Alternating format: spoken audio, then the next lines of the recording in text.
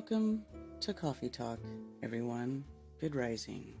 It is Moonday, June 3rd, 2024. The moon is only 11% right now, going into a new moon phase. And I hope that you are all having a wonderful day, that you had a great weekend.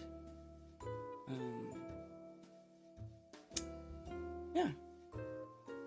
So, I have some stuff to say, some announcements. I don't even know how to say it. I am going to not be streaming so much anymore. I'm going to start working myself out of streaming. I am just tired. I just feel like I'm not really accomplishing anything. I'm not doing what it is I want to do. I just am feeling the need to really shake things up and just kind of completely switch gears in what I'm doing and what I'm focusing on. Because I just see that there is a need. There is a desperate need for content that is flat earth centric, that is of substance, that is more presentable to people, things that are shareable. And I just feel like when I'm sitting here doing live streams and stuff, like, nobody cares really about what I'm saying. Nobody cares about watching a live stream. You know, it's just, I feel like I'm just preaching to the choir, you know. And I love you guys and everything, and I love what you're all, I love you guys, seriously, but I just can't continue to do things that I just feel like are useless or are not achieving anything, or even participate in things that I don't want to participate in anymore, or be a part of things that I feel like I'm kind of getting sucked into this, like, I don't even know what this thing is becoming anymore. You know, it's just, there's so much nonsense and fantasy stuff that is being interwoven into flat earth that it's just not fun for me anymore. I don't like it anymore. I don't feel good about what I'm doing anymore.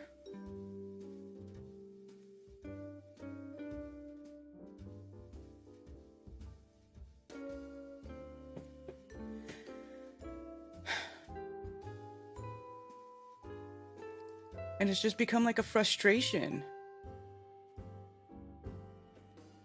Feels like a job I don't want to go to anymore.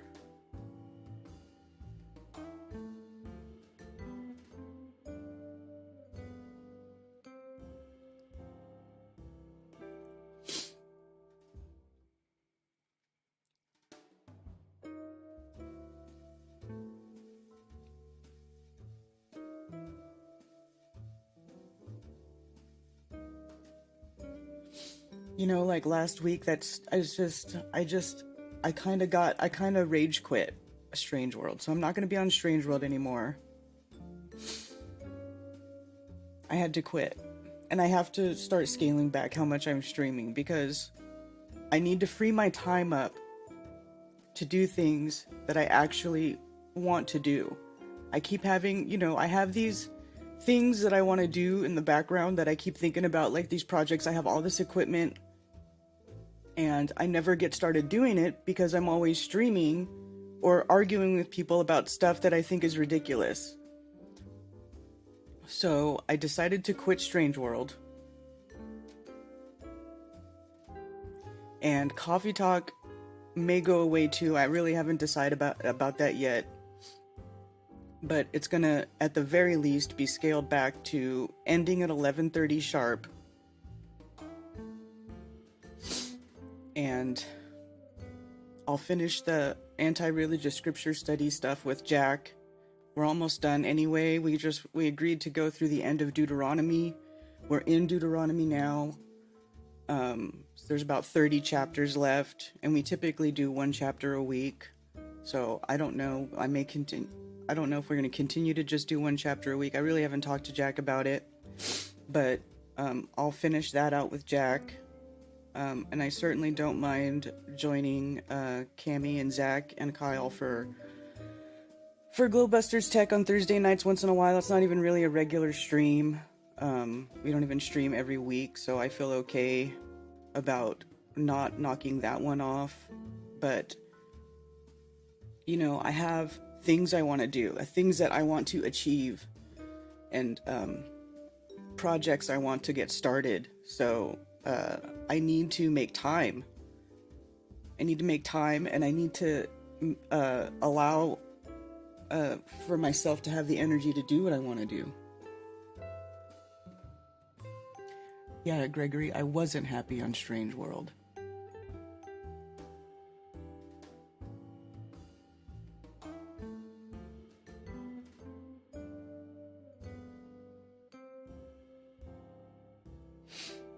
Well, I'm not going to go away completely. I'm just going to stop doing what I'm doing. You know, like, and I don't want to be the person who just complains about everything, and I feel like that's what's happening. I'm becoming the person who is like anti everything, and I don't, you know, a lot of people, this conversation that was about truth is going to fantasy stuff, and I really just don't really care to have those conversations. I don't really care to spend my time arguing with people about the stories that they made up, right? Because it's pointless. It's like arguing about religion. You can't argue with people about their beliefs, right? Because that's what these are. They're beliefs that these people have, and they're pushing them as truths. And I just don't want to be a part of that anymore. I just don't. I don't. I did not get into this for that. I did not sign up to become part of some sideshow freak show where the most outrageous, you know, version of whatever gets the most views, regardless of whether or not there is any truth behind it or any evidence or how the data's been misinterpreted, you know, and how these people take extreme liberties with assigning new properties and new attributes to things that are known, that have known properties and attributes because we put our hands on them, we touch them, we test them in labs, we use them in electronics, but all of a sudden, it's okay for everybody to just make shit up and make a cool video about it and put some cool music on it, and then it becomes like the thing that everybody's pushing, right?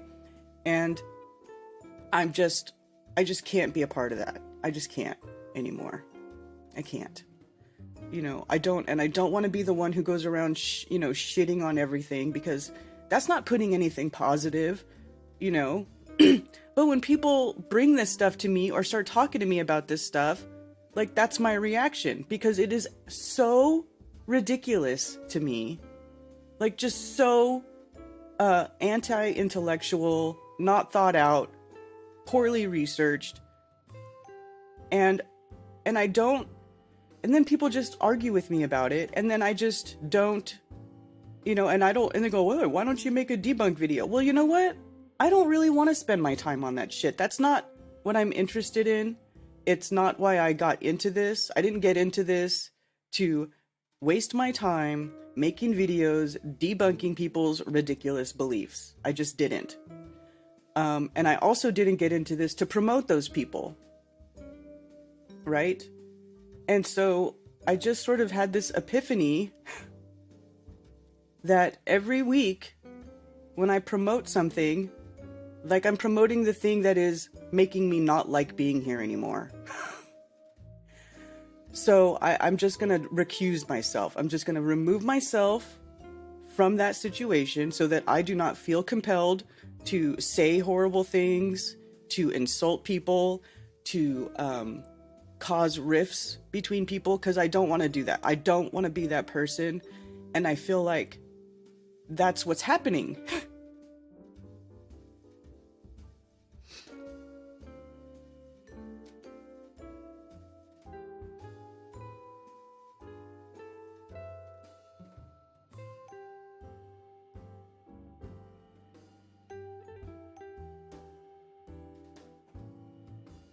Yeah, it hurts the soul.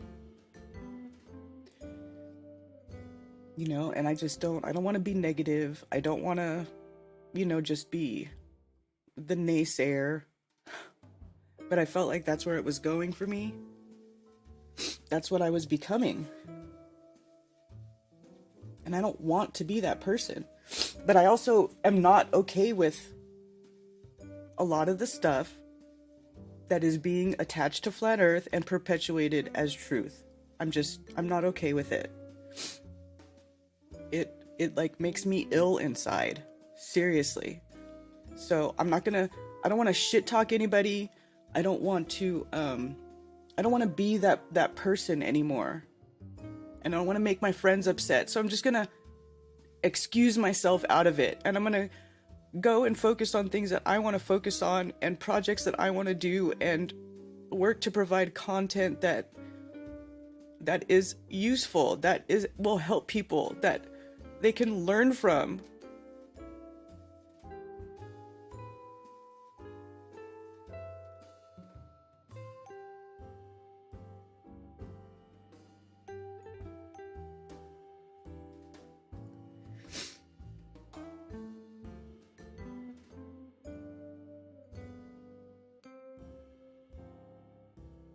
Oh my god. Rico, did somebody really put that bullshit on their leg? Holy shit.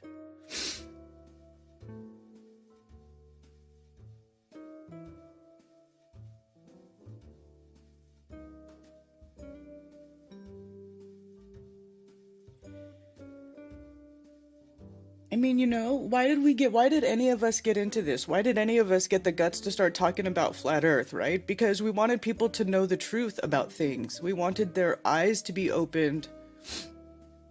And I still want that, but I feel like there's a lot of people who have, here's what I see, what happened, okay? Like in 2020, when they started, seriously hammering down, and they actually called out flat earth as being something that they would censor with the algorithms, right? And so they started censoring flat earth big time, right? Our videos started getting taken down, blah blah blah. Of course, all of us wanted to talk about COVID and let everybody know that we were being scammed, but because flat earthers were the ones who were saying that stuff, flat earth got banned, right? Flat earth channels started getting shadow banned. And then what happened? So people started trying to find other things that they could talk about. Oh, we got to work around the algorithm so we can still get views on YouTube, right? Enter Tartaria and fake history bullshit, because that stuff surely does not get banned on YouTube at all. It's everywhere. Every time I open YouTube, there's a picture of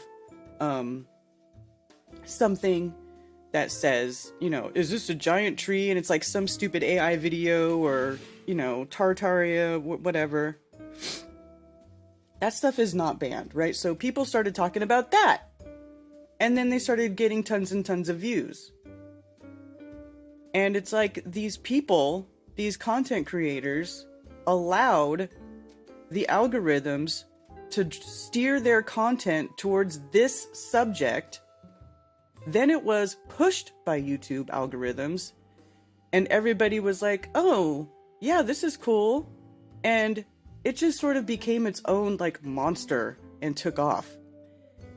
And when this started, You know, everybody thinks that I don't do research. Whenever I speak out against these things, people think I don't look into it, but I do. I do. I look into it on my own time, and I say, oh, is there something here? And then, but you know, I look at things objectively. I'm not looking for clickbait. I'm not looking specifically for the next jaw-dropping content, because I have to be honest and say that it was never my intention to become a popular YouTuber or a influencer or a YouTube streamer. Like, that was never my intention. It seemed to be where we kind of got pushed, right? It just kind of went that way. And other people started doing it. You know, I kind of went along with it, you know, start live streaming because it's easier. You don't have to sit and edit videos, because editing videos takes a long time. So, you know, we got kind of sucked into this live streaming sort of culture. And then it got sucked into this weird conversation that I just don't want to be a part of. And if you live stream and you talk to people and you open phone lines, well, that's where it goes eventually. And I just have no interest. I have no interest in talking about fantasy stuff. I don't. I want to talk about things that free your mind, that make your life better, that enlighten you about how this world works, that help you have an understanding of this realm and the things that happen in it. You know, I want people to be able to explain the alternative knowledge to their children, right? Because most people's children are going to state school. They're not getting a lot of this stuff. You know, I've spent years, you know, augmenting my children's education, like when they were still in public school, and then I took them out and I homeschooled them, you know, but this is a focus for me, that, you know, sort of establishing a system, maybe in an agorist type of way, outside of the mainstream system, because you're, you know, this is the answer. Anyway, I'm getting off track, but man, I just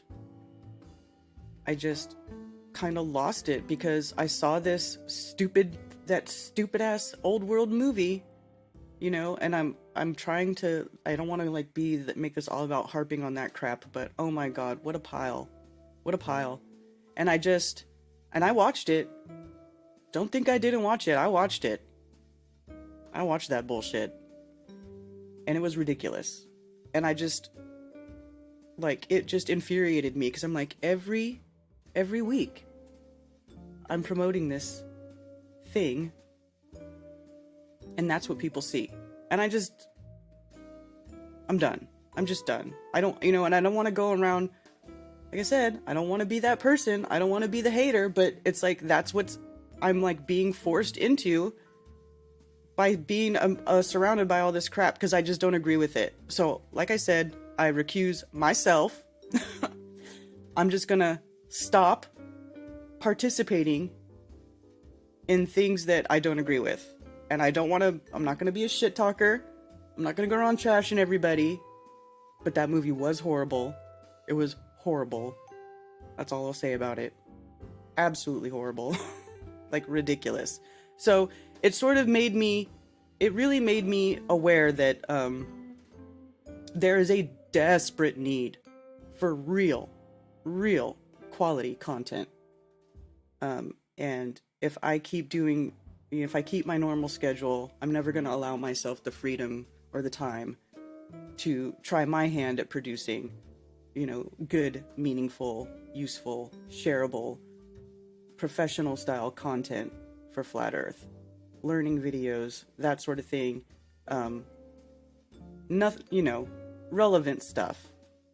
Things that I find relevant. And that's it. So, I don't know. Mark, I haven't really talked to Mark. He's kind of gone silent. He's probably not happy. I still love Mark. I love you, Mark. Sincerely. but I just can't continue on. Like, I have to make a change. I have to do something. I have to free up my time if I want to do what I want to do. And then not allow, it's like I feel like I just started getting swept up in this like river, you know, and I'm like just going along with it, going with the flow, but I'm not sure I like where this river is flowing to. Is it a waterfall that's at the end? You know what I mean? Like, I just feel like I felt like I was just being swept away with things that I didn't necessarily want to be swept away with. So I had to jump out, if that makes sense. So, yeah, that's it.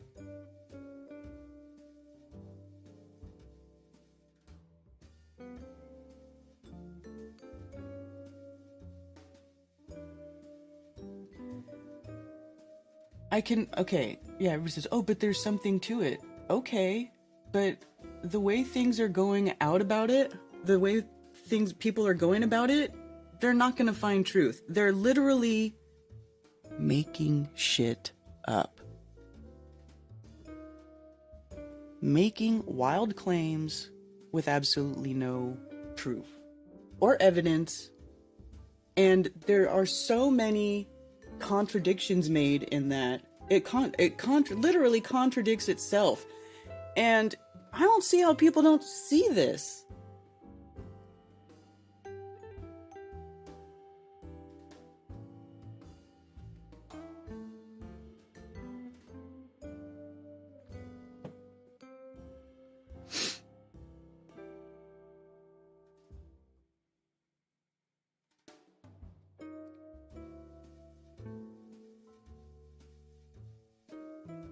So anyway,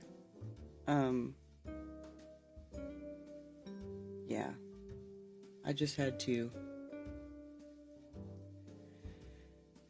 I had to do what I had to do for my own sanity, you know, because at the end of the day, I got to feel good about what I'm doing. I want to feel good about what I'm doing. And I just don't right now. I just don't.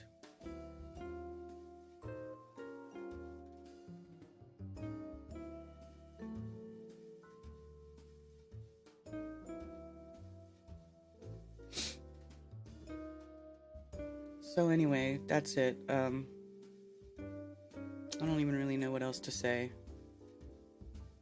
You know, because like, even on Facebook, you know, I made a meme of that Michelle Gibson chick and I put ultra crepidarian on the bottom of it. Boy, that triggered some people. You know, and I don't want to upset people that I consider friends. You know, it's fine. Whatever you guys want to believe, that's on you. You know, it's your life.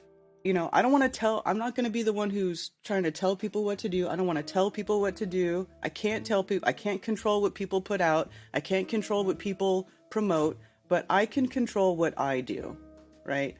I can control what I'm a part of. I can control what I am involved with. Okay. So that's it. That's all I'm doing is I'm taking control of what I am involved with. And I'm just going to, go back to being a loner, I guess. I kind of been a loner pretty much my whole life. I'm even an only child. I've spent tons of time alone. That's just my lot in life. So that's it. That being said, I am still planning Flattoberfest for this year. I did go and tour a beautiful venue this weekend. It is really amazing. It's 55 acres. It's got a big stage. It's an outdoor festival event type of location. And it's like I said, it's got a big stage, a big covered stage outdoor. There's a covered area in front of the stage. There's a big, huge field. There's multiple stages, multiple powered areas. Like we could have, and it's like huge area. So if I'm able to get this place, we could have a true Flat Earth Festival. There would be tons and tons of room. They allow on-site camping, and there's also hotels nearby. So if you don't want to camp, I'm in that. I'm one of those people who don't want to camp. I can't camp and run an event at the same time. But if you want to go and you want to camp on site, you can camp on site. It's really a very cool place. There'll be tons of room for all kinds of stuff for healing arts, massage tables, all kinds of room for vendors. I mean, it's a really beautiful venue, and if I'm able to book it, I would really like to still have a big, beautiful Flat Earth Festival, all about Flat Earth. This place is so nice. We could have a giant How the World Works exhibit. And children, of course, children 12 and under would be free again. So it would be family friendly. And really, it has the potential to be like one of the most amazing venues and true festivals that we ever did have. So I am still working on that. Like I still like doing those types of things. I just want to keep it about Flat Earth though. I don't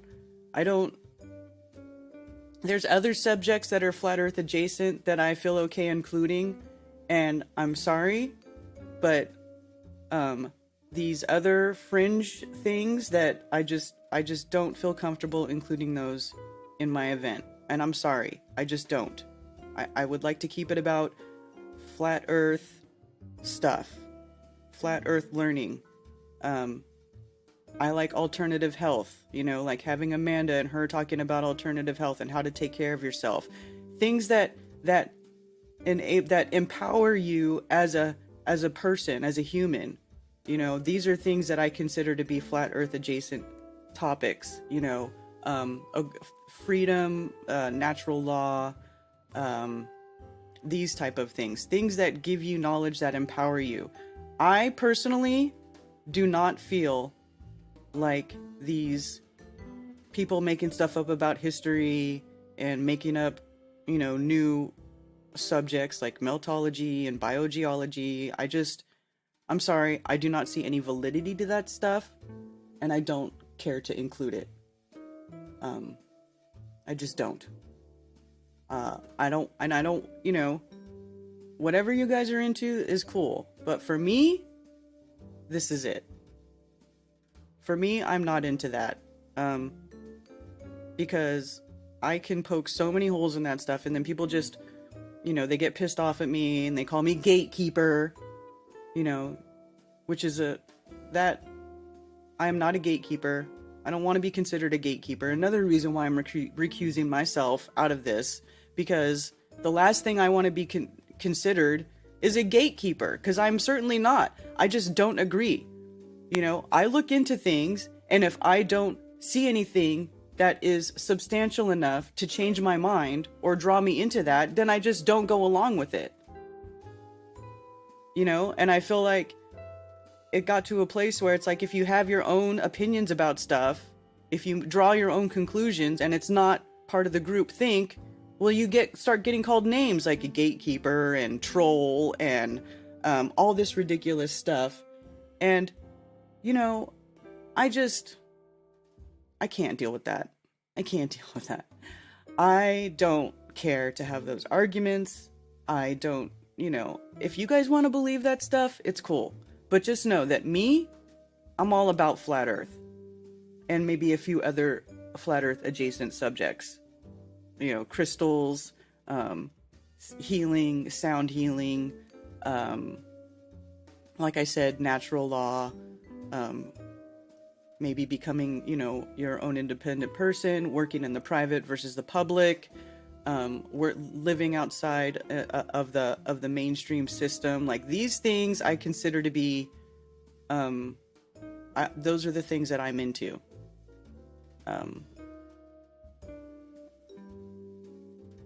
And I hope that that's okay with people.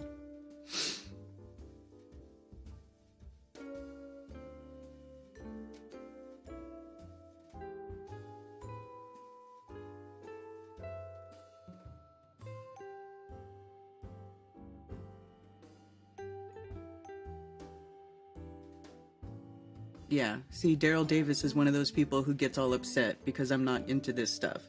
And I don't have anything against you, Daryl. I really don't. I'm sorry. I'm just not into it. I'm just not into it. And I'm tired of people trying to force me to go along with that stuff. I feel like I'm being like peer pressured by people to go along with this stuff. And I just I'm not doing that. I'm not going to be pressured by anybody to go along with something that I don't want to do or that I am not into. I'm just not.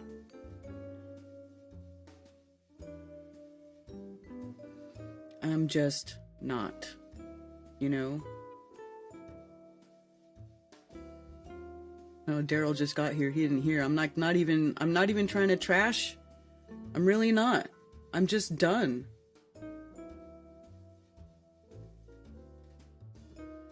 Can I have my gate back? You know?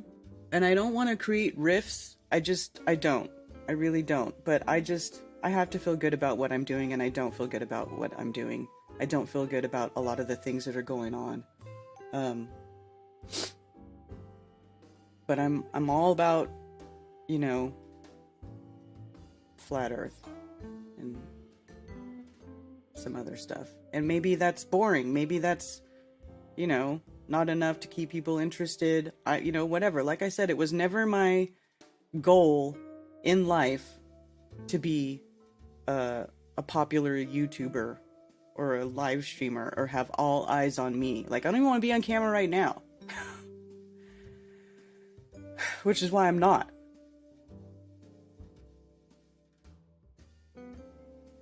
Either way, Flat Earth hit big time this weekend. Yeah, well, I don't know about that.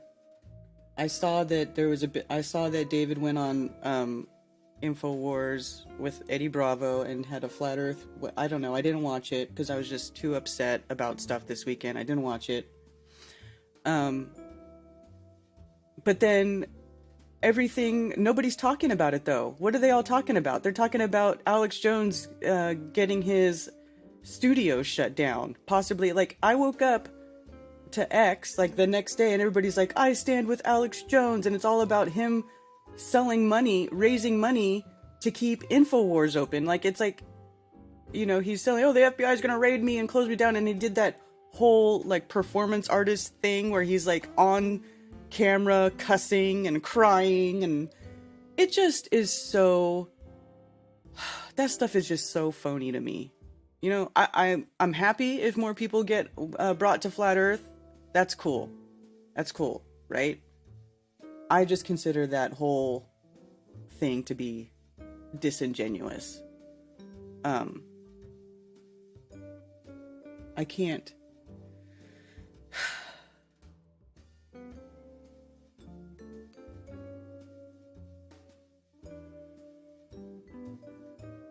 This sounds like good works for us to grow beyond the silo effect. Discourse and science suffer under pressure of consensus. Right?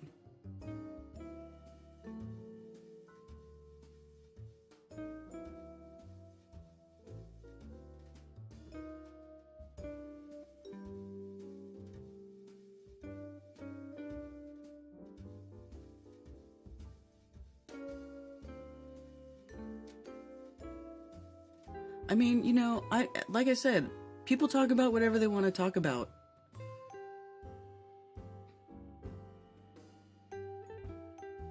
And like, you know, and I'm not going to be that person. I don't want to be, you know, look like I'm trying to tell other people what they should and shouldn't talk about. You guys, everybody talk about whatever you want to talk about. But I'm just telling you, if it goes to those subjects, I'm out. You know? And like I've been saying on this show, on Coffee Talk, for the last couple of years, you know, what I think is going on and my answers to what these people think is going on. People don't care. It's not as fascinating. It's not as jaw-dropping. It doesn't give you the dopamine hit, you know. So it's become very clear to me that a lot of people don't really care about discussing actual truth. They want to talk about cool stories and look at cool pictures and fantasize about cool shit that may or may not have been in the past, which is fine, right? Like, that's fine. That's just not what I'm here to do. It's not what I'm here to be a part of. It's not for me. That's it.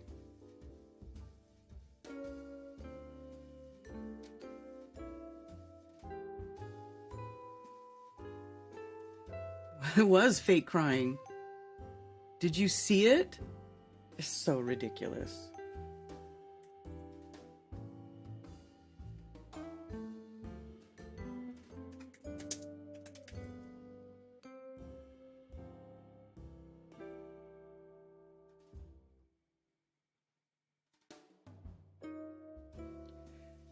This is what everybody's talking about.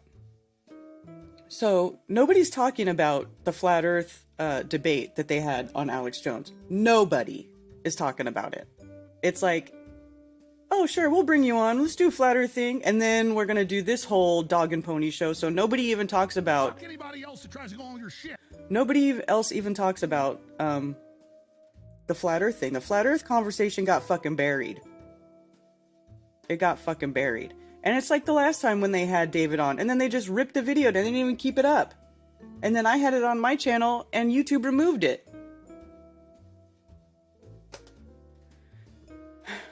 Like, look at this.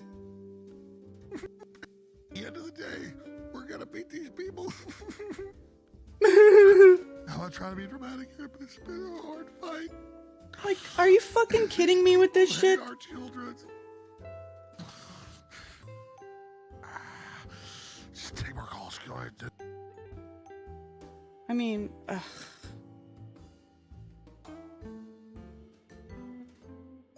lockdown update. And this guy posing with this account right here, this X account, this is a phony ass, trendy ass. This Dom Lucra guy rips other people's content off. 1.3 million followers now. Holy shit. This platform's a joke too. I mean, obviously, they got that WEF freaking Linda Yaccarino chick as the CEO, and when she got on board, everything really went sideways. But you know what? Yeah, nobody's talking about the Flat Earth interview. Nobody. They're talking about Alex Jones is going to get shut down. We stand with Alex Jones. And they're talking about him having to pay $1 billion. Nobody's talking about the Flat Earth show.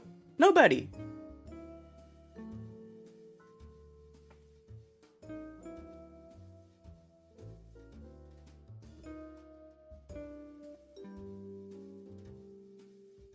Seems to be a decisive energy in the air. I hate when communities clash.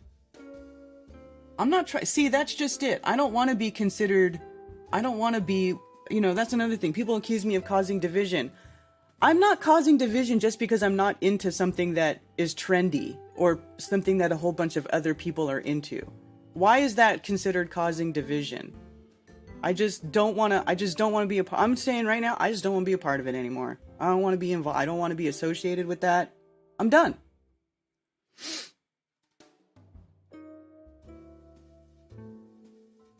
Looks constipated. So while it's cool, you know, like, I'm all about people getting onto these bigger platforms and talking about Flat Earth, but nobody's talking about that. It's like nobody even gives a shit that it even happened.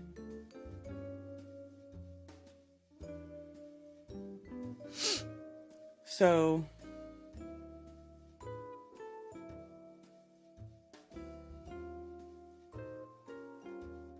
I already know that, Lowry. I know about that Daria chick.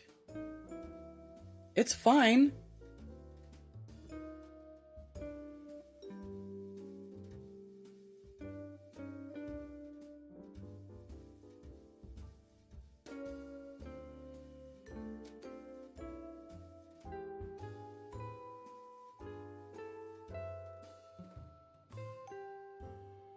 You know, it'd be better. I don't even want to be that person anymore. You know, I see things going in a really weird direction. I don't know why it's going that way. It feels steered. It feels artificial. It feels contrived. It feels infiltrated. I don't really know. I don't know, you know? I honestly am not 100% sure what the heck is going on. I just know that I'm not going to allow myself to be swept away with all that and be kind of lumped into that freak show. I didn't sign up for that. I did not sign up for that at all.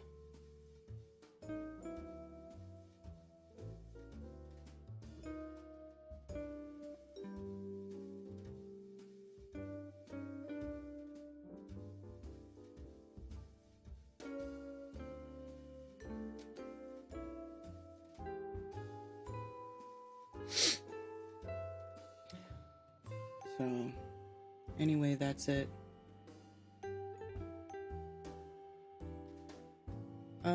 I'm looking at the end of September. I'm still not 100% sure about the dates of Flattoberfest, but it could be the end of September. It could be that last weekend in September.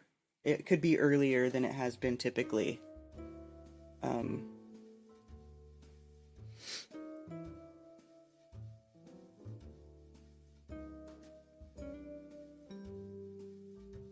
No, I'm not saying that, Flat Earth. I'm saying people are making shit up and pushing it as truth, and it's like becoming like some sort of weird egregore, and I want nothing to do with it. You know, like for me, as far as hidden history stuff goes, like that is something that should be done on a case-by-case basis. You really need to do a deep dive into one location, one thing, one area, but everybody just sweeps it all together under one big thing, like as if Tartaria was a one-world empire, you know? And it's just like, whoa, whoa, whoa, pump your brakes, slow down. Like, what are you talking about? You know, it's become this like self-erasure of human history. You know, are we just big dumb pieces of shit? Like, we humans never accomplished anything. They never had any sort of engineering achievements or anything like that. Like, everything is going to be credited to some extinct race of giants now, and everybody just found shit. Like, the things that they are saying are just absolutely ridiculous. There's no reason why anybody should believe that. And the whole melted thing doesn't make sense, because when you melt things with heat, it changes form. Like, especially like all these silicones, like these mountains and stuff, sand, silica, you melt it, it becomes glass. So why aren't all the mountains made of glass if they were melted? I mean, seriously.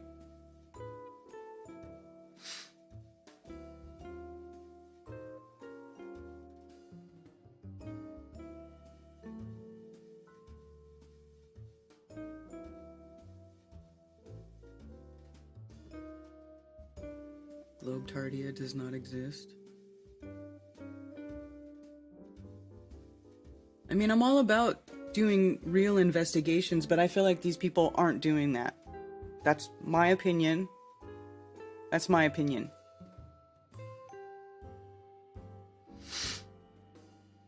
And you know, there's other, and here's the thing. Look, I'm gonna go right here. I'm gonna go to this guy. Okay, so here's this guy, Wooden Nichols, right?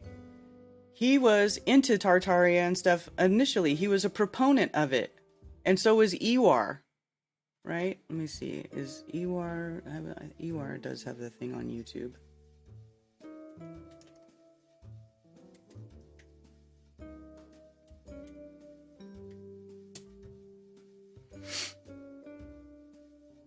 Okay. Ewar was the guy who made the lost history of flat earth stuff, right? He changed his tune. He no longer goes along with it. He started doing real stuff, right? Real investigations into history. Now, I haven't watched most of these videos. I've watched some of them, and they're actually pretty good. But he doesn't back lost history of flat earth anymore. Yet that video series gets pushed by flat earthers and a bunch of other people as if it's truth, and the guy who made it denounces it, and he's made videos debunking it, but it still gets pushed as truth, you know?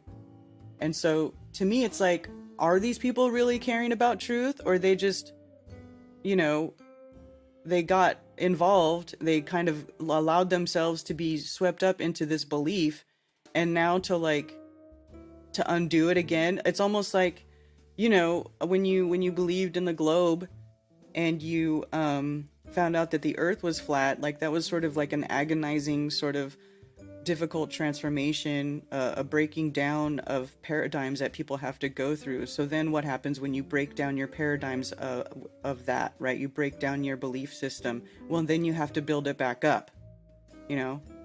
So people are building their belief systems back up on stories made up by other people. And then they are remarrying themselves to these belief systems. And then if you show them stuff that contradicts their new belief system, well, then you get called a gatekeeper. Oh, I bet you think we live on a globe too. You know, all this ridiculous stuff. You know, you're causing division. Well, no, I'm not trying to cause division. I just see through this. I see through this grift. You know, maybe, and a lot of people don't agree with me. Like, I get it. I get it. I get it. You know, I don't know. Maybe this is like the beginning of the splintering off of flat Earth, or maybe it's already begun to splinter off. You know, there's going to be, you know, different people going down different paths, and, you know, this just, I need to make sure that wherever I end up, whatever my path is, that I'm okay with it, and that I'm able to stand behind things I say and do, without having that like nagging feeling in the back of my mind about, you know, promoting something that's disingenuous, or something that I genuinely feel has no value.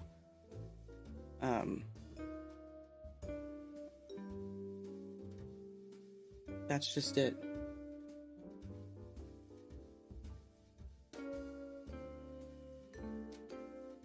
Yeah, they made this, and we have Stu Peters asked patriots to erase American history. That's what's happening. That's what's happening. I feel like it's making people... I love you, he really helped me change my mind on the Tartaria BS, because you actually care about truth. There's other people who just think, oh, he was compromised. He flip-flopped because he got threatened. You know, they just make up some, you know, conspiratorial fantasy story as to why they can still believe in their Tartaria nonsense.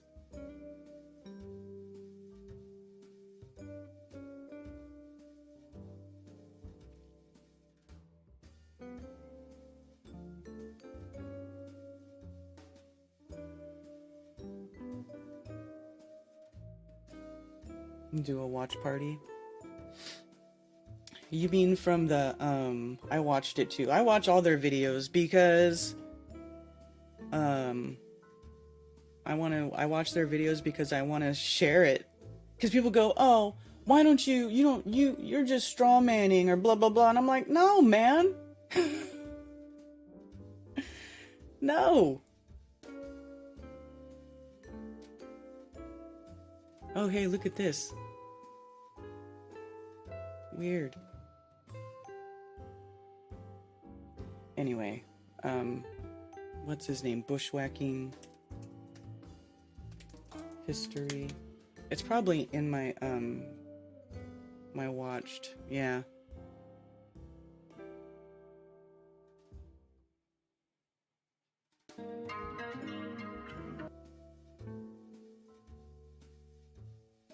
Or was that Ewar?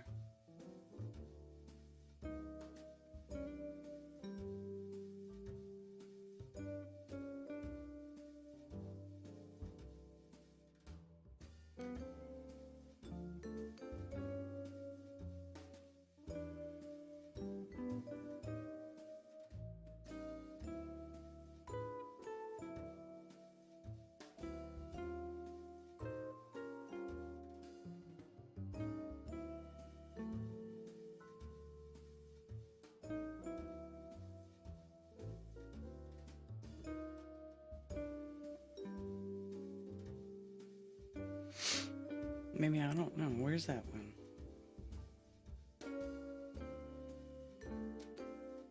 Oh, mortarboard. That's right. Mortarboard.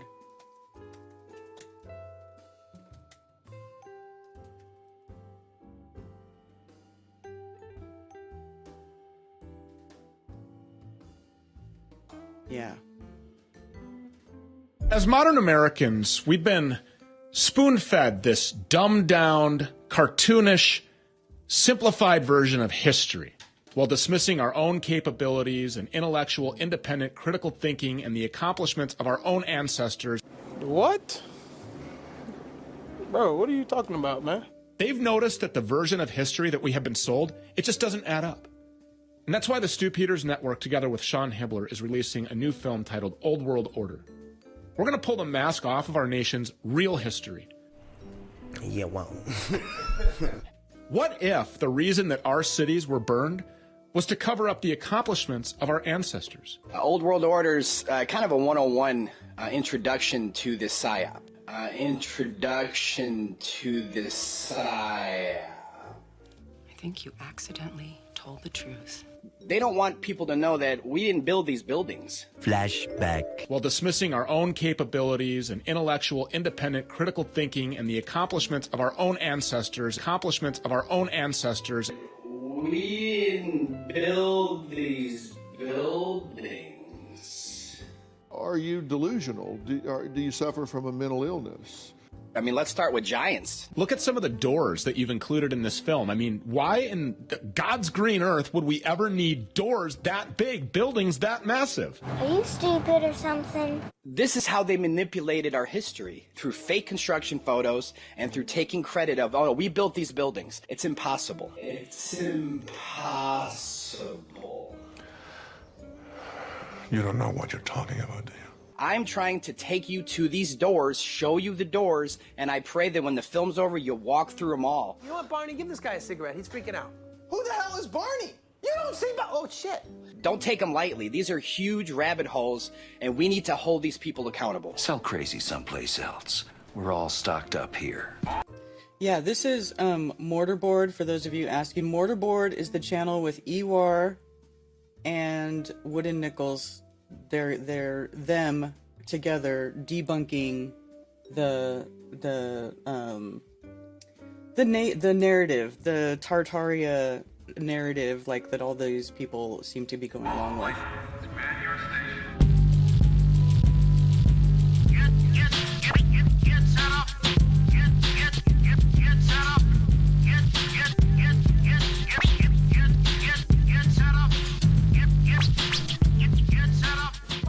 So Wooden Nichols, as you already know, on the 25th of May 2024, Stu Peters and Sean Hibbler are releasing a film titled Old World Order.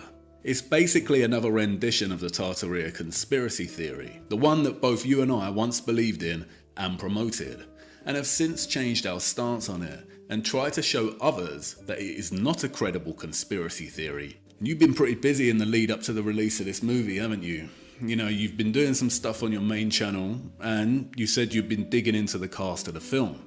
And you've been doing a bit of preliminary due diligence before its release. Because that's the thing, isn't it? We all do change and advance and get better as the years go by. So it might be the case that some of these creators involved in the film have excellent research abilities. And we're going to be reviewing the entire thing after it's released right here on this channel. A fair, objective review of the film. In terms of credibility, when it comes to the Old World cast, this presentation will speak for itself. So without further ado, let's start with Tartaria's fastest rising star, Lunch Break. Y'all ready for this? I promise that I have something that will take the mainstream history that we have been force-fed since day one and rip it right in half. So here we go. The photo description states that in the summer of 1903, construction continues inside the entrance to the Palace of Machinery for the Louisiana Purchase Exposition, the 1904 World's Fair. The date of this photo is in 1903. The fair in St. Louis was in 1904. So this would all make perfect sense, except there's a massive flaw. A flaw so big that it's undeniable proof that this building was constructed 100 years before the 1903 date that we are told, and proof that there was a mud flood that ripped through this building at some point after 1803. So in this video, my lunch break is going on about how he's discovered 1803 on the buildings of the 1904 St. Louis, Louisiana Purchase Exposition. And if you're willing to take your stoner glasses off for a minute, you can see clear as day that this is plaster. But that's fine, that's fine. This is a mud flood. I'm going with that. This is a mud flood, and there's something horrifically wrong, just as my lunch break brings up. But man, oh man, he thinks he's got a smoking gun with this 1803. This, in my opinion, is the most incredible photo that I have ever seen to this point. A lie right in our faces, saying that this was being built in 1903, when we have multiple dates of 1803, time-stamped right on the building. After this World's Fair, they knocked these buildings down, not because they were pathetic, but because they held dates that do not fit in our mainstream timeline, and architecture that we cannot reproduce today. It's incredible. I've been talking to many people, engineers, construction workers, architects, and more about this photo. They are telling me that this is undeniable proof, and at this point, there isn't an excuse. Now, I just want to say, I don't think Woody addresses this in this video, but the claims that this guy making, I've been talking to engineers and construction and blah, blah, blah, and they tell me, well, where are your interviews? Where are these people's, where's their story? Why aren't they on your channel telling their story? Huh? Or are you just making shit up?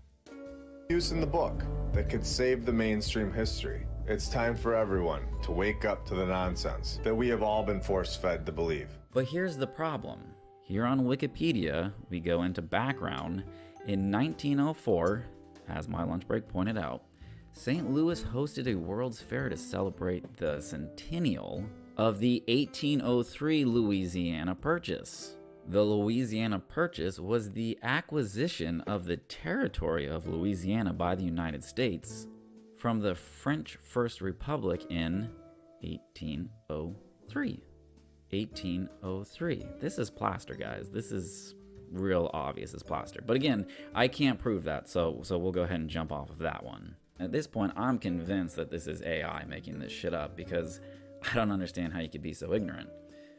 But let's say that my lunch break is accurate, and there is something so fishy about the World's Fairs, and this 1803 is the smoking gun.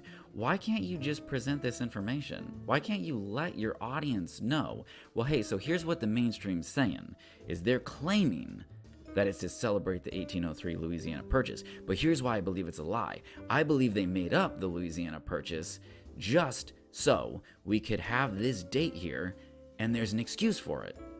If you were to start the conversation like that, I'd be like, well, hey, there's nothing I can say to that. I wasn't there. You very well could be right, but you didn't start the conversation there. You acted like you found this smoking gun proof that this whole entire thing was a lie. But the Louisiana Purchase Exposition is celebrating the Louisiana Purchase from 1803. And at this point, there isn't an excuse in the book that could save the mainstream history. And I've got to say, in all honesty, it's the biggest piece of dog shit that I have ever heard. Everyone's laughing, by the way, but it's true because everybody's heard it too. Everyone heard it, right? They look at all, everyone's like, yeah, big piece of dog shit. And you can even see later in my lunch breaks video, he's over here on Wikipedia looking stuff up. He knows what Wikipedia is. Or they. I'll say they, because I don't know if he's even a person, if he's even a he. Might even be a transgender AI robot. I don't know. But hilarious. You fail to cover the most basic, simple information. And then look at the comments. Well, I left a comment because I was like, this is a fucking joke. But all these people have no idea. Absolutely the best evidence that I've seen. It still amazes me that something as catastrophic as the Great Mud Flood is rarely discussed, or in my case, omitted during all my school years. No, what was omitted here is what the Louisiana Purchase was. Again, let's say it's made up. I'll give you the benefit of the doubt. Let's say it's made up. It was omitted in my lunch breaks video. The Louisiana Purchase was in 1803. And if you were actually paying attention in your school years, we studied here in America, if you're from America, the Louisiana Purchase. No way. Yes way. Which should have been a bell going off in your head. Hey, well, the 1803, that relates to the Louisiana Purchase. I am blown away each passing day. Impossible timelines. Okay, here we go. Here's one. And there it is, signed in 1803. Do you think the date is just the commemorative date? Good question. But my lunch break will jump in and have these conversations with all the people that are ignorant enough to be preyed on by these grifters, because that's what's going on here. If you apply this scientific method, and I know the word science isn't popular, but if you apply this scientific method for how just research is being presented, you have an immediate red flag, because information is being left out to present a singular idea, which is why I've said in the past that a lot of these content creators and this research is no different than CNN. You are twin flames with everything that you hate about people who believe everything they hear from the mainstream, because you people believe everything that this alleged person or AI bot puts on the goddamn internet. And this is just the first My Lunch Break video I've ever watched. There's 61 of these. 61. Imagine if I watched all of these and broke them down. But anyway, that's all I've got for today. I hope I don't come off like too much of a dick, but if you think I'm a dick, you should watch this guy's videos, because he comes off like an absolute dick, and on top of that, a jackass. I will say My Lunch Break is a perfect name for this channel, because the research for these videos was clearly done within 30 minutes. Yeah, so, let's keep going. Do you fully trust the mainstream narrative? Are you on the fence? Well, if this is the first time finding this channel or hearing anything about the previous civilization, get ready to have your mind blown. We are given the St. Anne Shrine, located in Fall River, Massachusetts. We are given the mainstream history, where we are told the church was designed by Canadian architect Napoleon Barassa in the Romanesque Revival style, with construction beginning in 1891. Well, I have located a postcard from over 120 years ago of this one makes me laugh. Of this building, and there is a major flaw on the back of this postcard that I don't think that anyone was ever meant to see, and we're about to see it right now. St. Anne's Church and Shrine, Fall River, Massachusetts, founded in 1869, which is 22 years before they tell us that construction was just starting on this project in 1891. Not only do they give us this date of 1869, they also say that it was founded.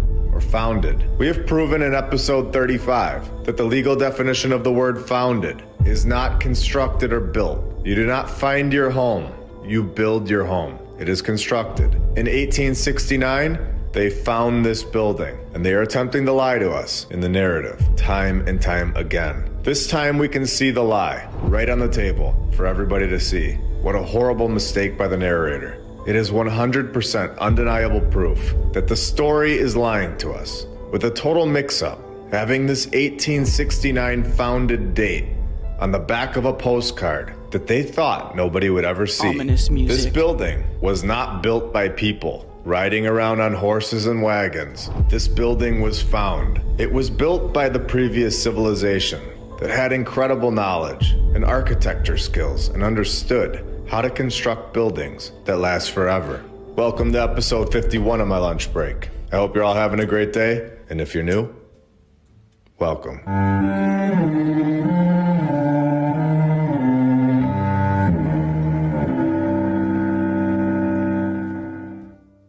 What up, everybody? It's your old friend Wooden Nichols here, and I've done it again. I've been recommended a My Lunch Break video on my main page because I already watched one of them, and I could not help myself. I clicked on it, I watched the intro. Now, I didn't watch the rest of the video because I immediately took what was at the intro and started doing my own research. Now, I left this comment on My Lunch Break's channel, and I'm going to prove with this video that one of two things is happening.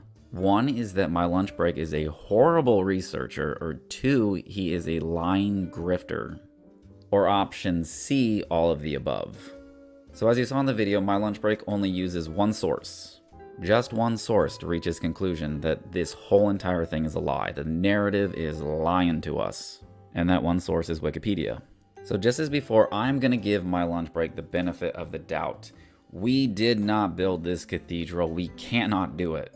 I have no interest in debunking the construction behind it. What I am interested in is the scientific method and applying other sources and looking further into these topics with the help of research. So here we are at St. Anne's Shrine of Fall River. This is their official website. And when you go to the Contact Info History tab, down at the bottom we have history. And it just so happens that they have a book posted on their website that has 4 chapters. Chapter 1, Beginnings. Over 100 years ago, on July 4th, 1906, this imposing twin-towered, marble-clad Fall River landmark was consecrated. The story of its construction and of years that have followed sheds light not only on the contributions that its parishioners have brought to the city, but also provides insights on the history, sociology, and ambitions of those who settled Fall River, a city shaped by industriousness, opportunities, and faith. But first we have to go back, way back, to gain a broader perspective. Fall River, the early years. Imagine you could board a time machine and go back to the Fall River of, say, 1870s. What would you experience? So 1870s, 1869. We're starting to get close to some numbers here, right? Now I'm not going to read all this, but I highly recommend My Lunch Break comes over here because it's a very educational read. They also say that it was found or founded. We have proven in episode 35 that the legal definition of the word founded is not constructed or built. You do not find your home, you build your home. According to Black's Law Dictionary, 2nd edition, from the Law Dictionary website, the founded definition and legal meaning is as follows. Based upon, rising from, growing out of, or resting upon. So let's now try using that definition in this sentence. Based upon in 1869. Arising from in 1869. Growing out of in 1869. Resting upon in 1869. So let's try another dictionary that's not Black's Law Dictionary. And for reference, the first edition of Black's Law Dictionary was published in 1891. This here is the American Dictionary of the English Language, Noah Webster, from 1828. Now again, benefit of the doubt, there was actually no 1828 because we were dealing with a hard reset mudflood. So this book actually is fake. The AI at some point whipped this 1828 book to you. You get the benefit of the doubt. But we are going to look up the definition of the word found in this 1828 dictionary. Let's start with the word find, because the past tense of the word is found. Literally, to come to meet, hence, to discover by the eye, to gain first sight or knowledge of something lost, to recover either by searching for it or by accident.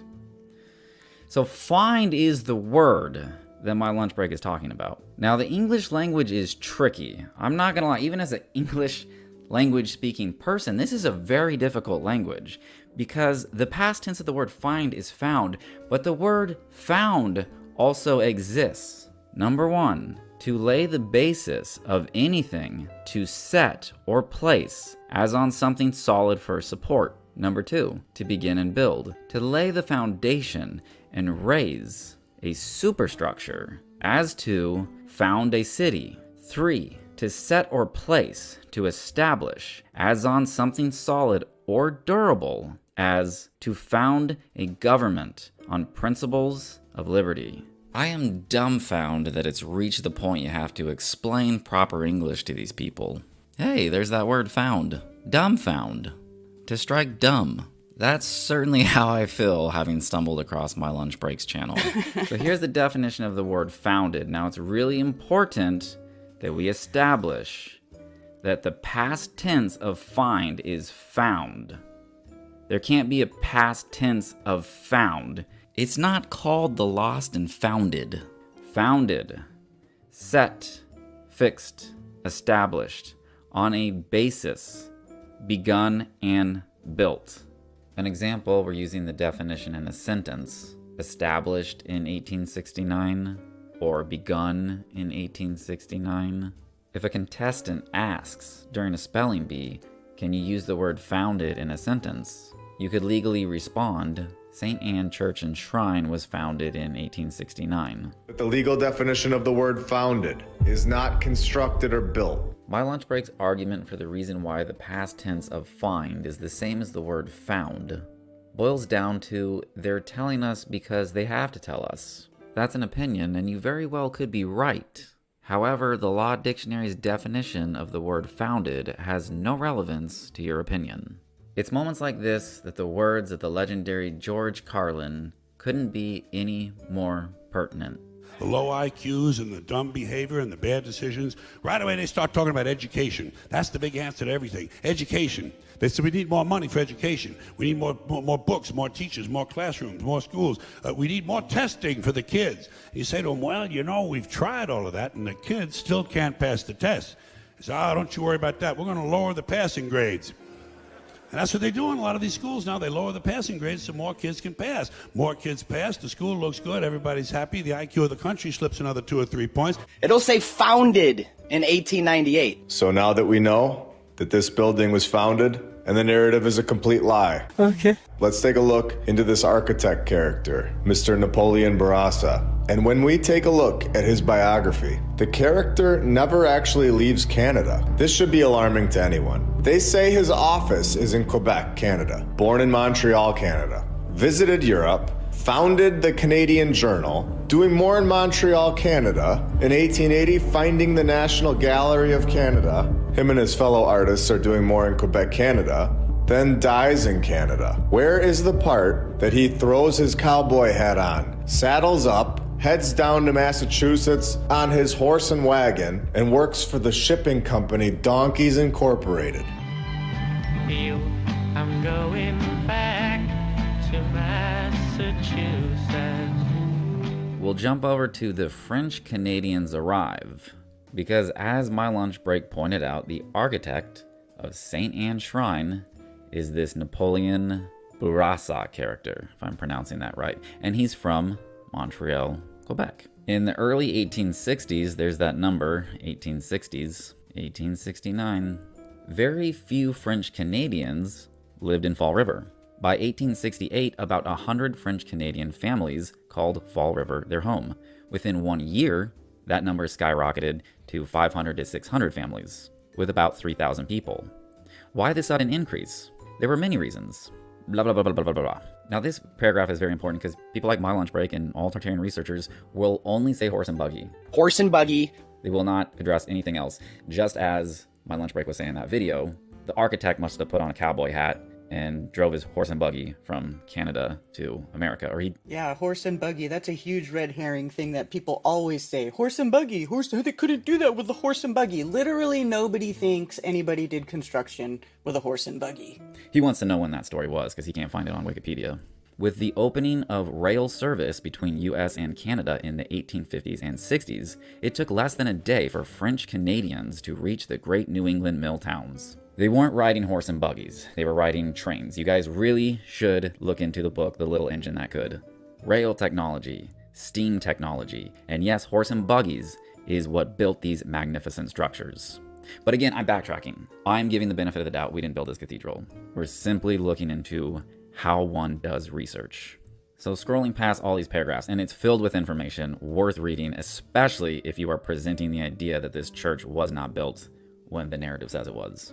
But we'll jump over here to chapter 2, Fall River and Immigration. So we'll jump down to this paragraph. Church officials in Boston were concerned too. Already, several non-Catholic evangelists, including French-speaking ones, were trying to make inroads with the disgruntled French Canadians. Something had to be done fast. The solution came in 1869. 1869. St. Anne Parish, St. Anne's Church and Shrine. We'll scroll past these first couple paragraphs, and what do we have here? The first church. So anyway, we'll just keep scrolling and scrolling, and heck, let's just go to chapter 3 and see what they have to say. Chapter 3, Original Vision. And we'll just keep scrolling. I'm sure there's plenty of great information here, but what's this? The new church. The old wooden church on Hunter Street, that's 1869, though surprisingly spacious, had become inadequate for the waves of, well, I'm just going to say Quebecians, that continued to arrive.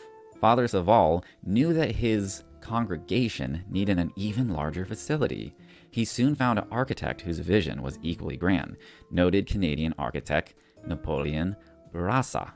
So in My Lunch Break's video, he covers the biography of Napoleon Bourassa, but it's important that he's just using Wikipedia, and if you go back to my previous My Lunch Break video, he didn't want to look into Wikipedia for the 1803 Louisiana Purchase, but he definitely is down to use Wikipedia researching this architect. And here is more information upon more information about the architect. What a shock that it did not make it into My Lunch Break's video, because he gets all upset that how did this architect get from Canada down to New England?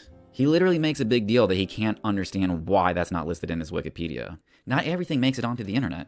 So the fact that My Lunch Break just feels so confident and cocky that there's no record anywhere in Wikipedia of this guy traveling to Canada, well, then the narrative must be a lie. Anyway, back to the article, like tons and tons and tons of information available on the official website of St. Anne Shrine of Fall River.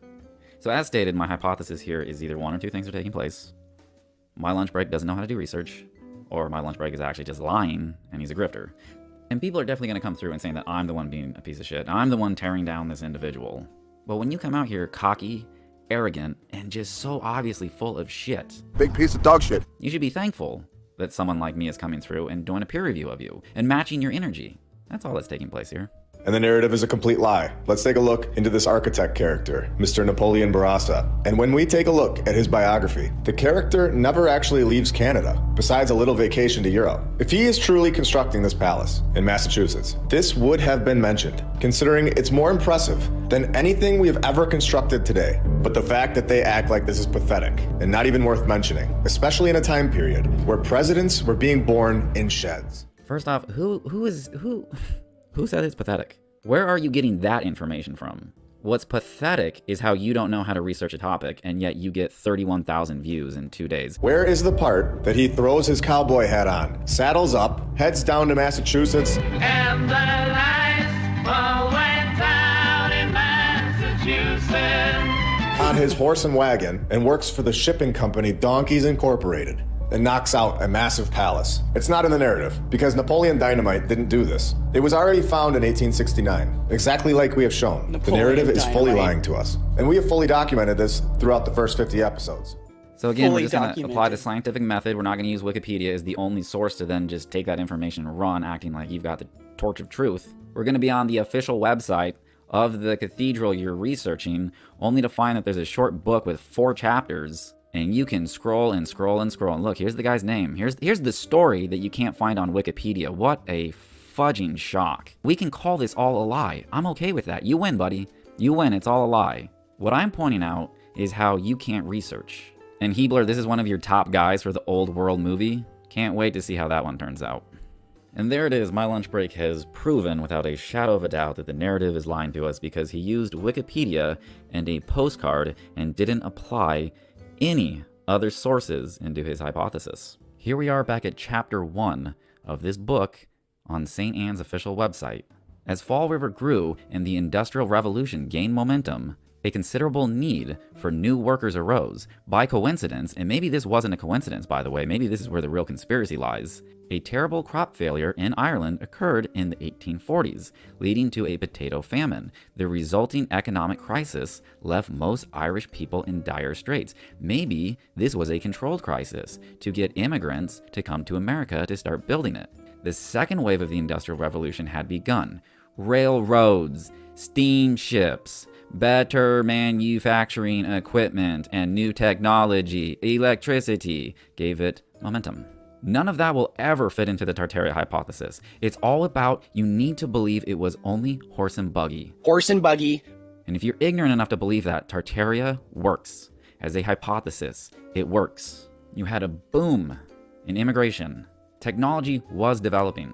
You can go online and watch modern day artists using the same materials with absolutely no power tools, creating ornaments and beautiful ornaments.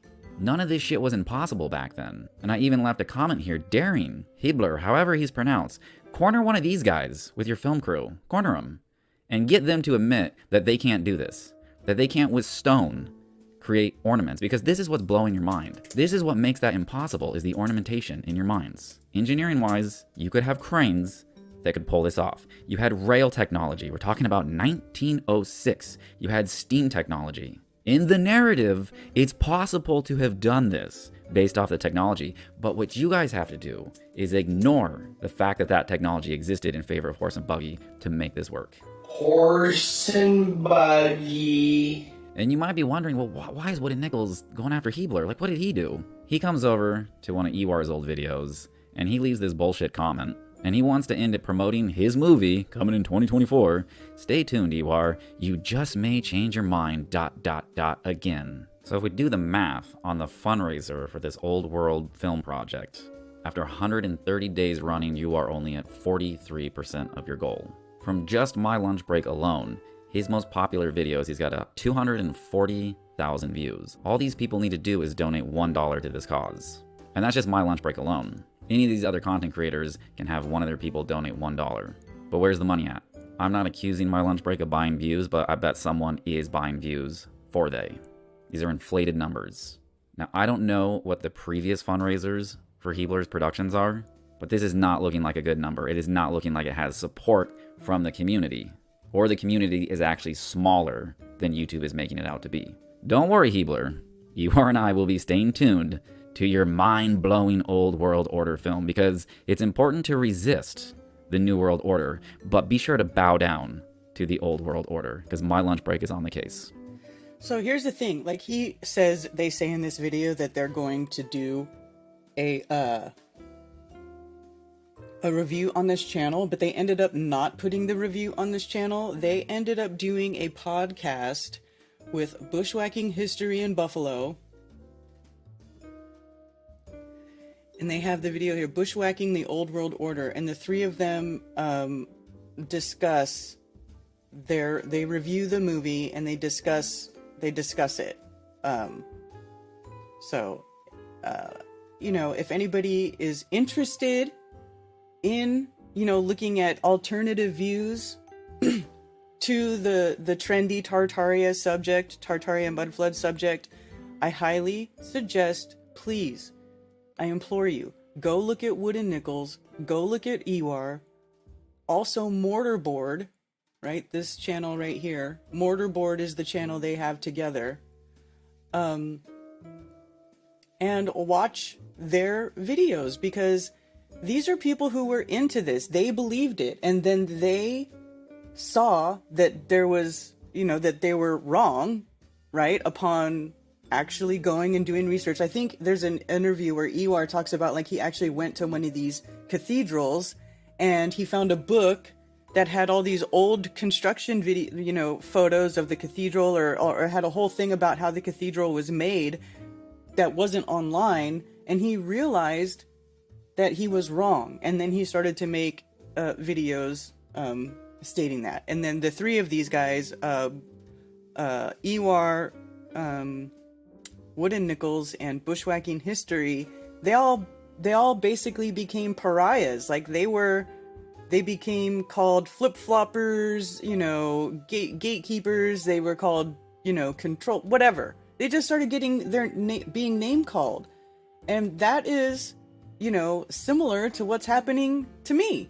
And I just don't feel like subjecting myself to that anymore. You know, like if you guys really care about truth, then you'll look at you'll look at information that debunks or goes against what you thought, right? I mean, it's just like when you initially hear about flat earth, like you watch it, I reluctantly watched a flat earth video, and it, you know, made me question things. It's the same thing here. You guys, a lot of people have built up new belief systems that don't really have any substantiation. They're just don't make sense in reality. And it's become very culty like. And so this is another reason why I'm just changing direction. I need to do something because I can't get sucked into this back and forth. I just don't want to be in it. You know, there's plenty of, these guys have put out plenty of information. They still put out information, you know, that shows where these people are wrong. There's Wooden Nichols has a lot of good videos. He's got, you know, My Lunch Break, where he did a couple of these. Actually, some of these are included in that video I just showed you, because it's kind of like other videos that he did, and they just basically put them together into one video to make it, I guess, easier to share, watch it all in one shot, so they can show the disingenuous nature of this content. 11:11. Oh, I missed it.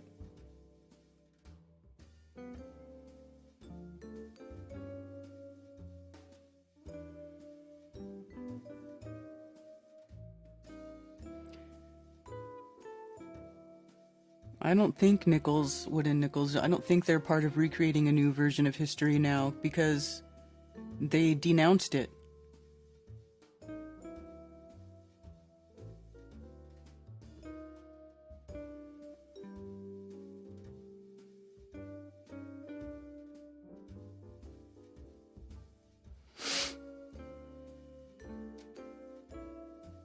First steam-powered crane was in 1838, according to Google. See? Exactly. But then people will be like, how'd they build it with a horse and buggy in 1850, man?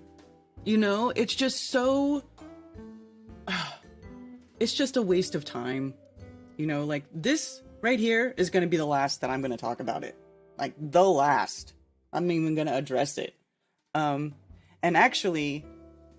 It's funny because if you watch this bushwhacking, that's basically what Ewar and Woody say. Like, they were all saying, oh, we'll put a video out on Mortarboard, but they didn't even do it. They're like, they don't even want to do it. That movie was so horrible that they're like, yeah, it's not even worth it. Because it's like, I mean, how many of you watched it?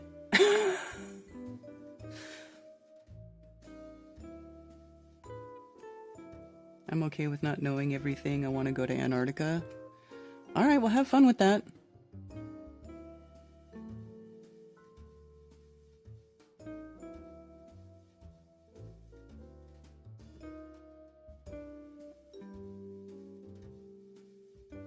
Confirmation bias, along with the appeal of the cult of personality, coupled with the desire to belong to a group, can easily lead to people abandoning their own critical thinking and discernment. I agree, RT.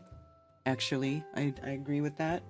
You know, that's why I'm, you know, I have a bigger problem with going along with something than being the outcast. Like, I'll just be over here and be the outcast. Okay? I'm okay with that. I will be the outcast. That's fine.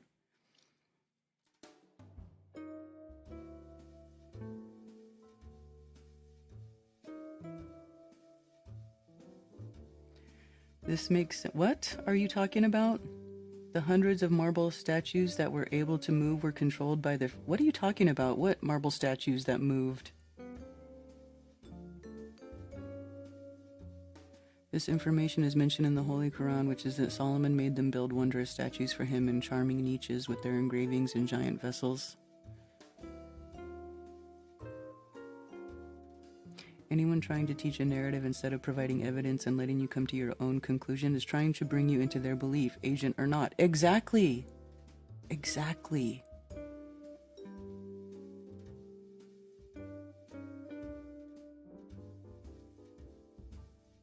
Exactly.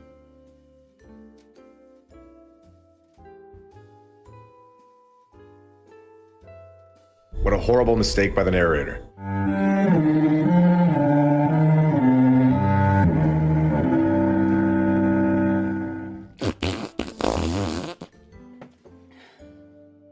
I told you about this yesterday, but rarely do I ever binge on anybody's channel on YouTube.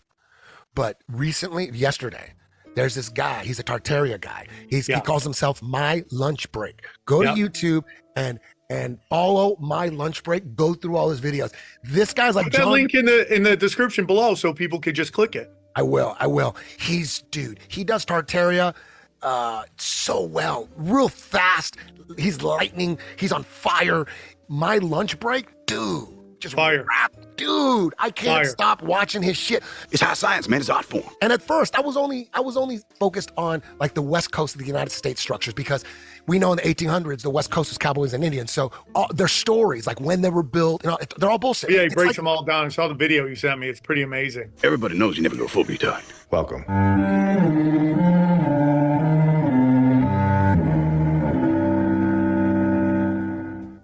I've been here a few times, and I'm back now. We just flew out to California to show you all buildings on the west coast of North America that definitely don't belong in our mainstream timeline. Are you ready to have your mind blown today? Well, here we go. I never thought that anything was off. Never thought that anything here in Huntington Beach, California was from the previous civilization. I thought it was just a place that people just set up in the mid-1900s and had fun surfing and a great beach. And then all of a sudden, I clicked on the massive pier and searched its history and looked into this town's beginnings. And what I found was definitely eye-opening, to say the least. Hi, everybody! Hi, we're the Nickels. Now you got Eddie Bravo and Sam Tripoli openly pushing this low IQ nonsense, so let's jump back into it. And just as my previous two My Lunch Break videos, we're going to give My Lunch Break the benefit of the doubt. All history is a lie, and your ancestors were incapable.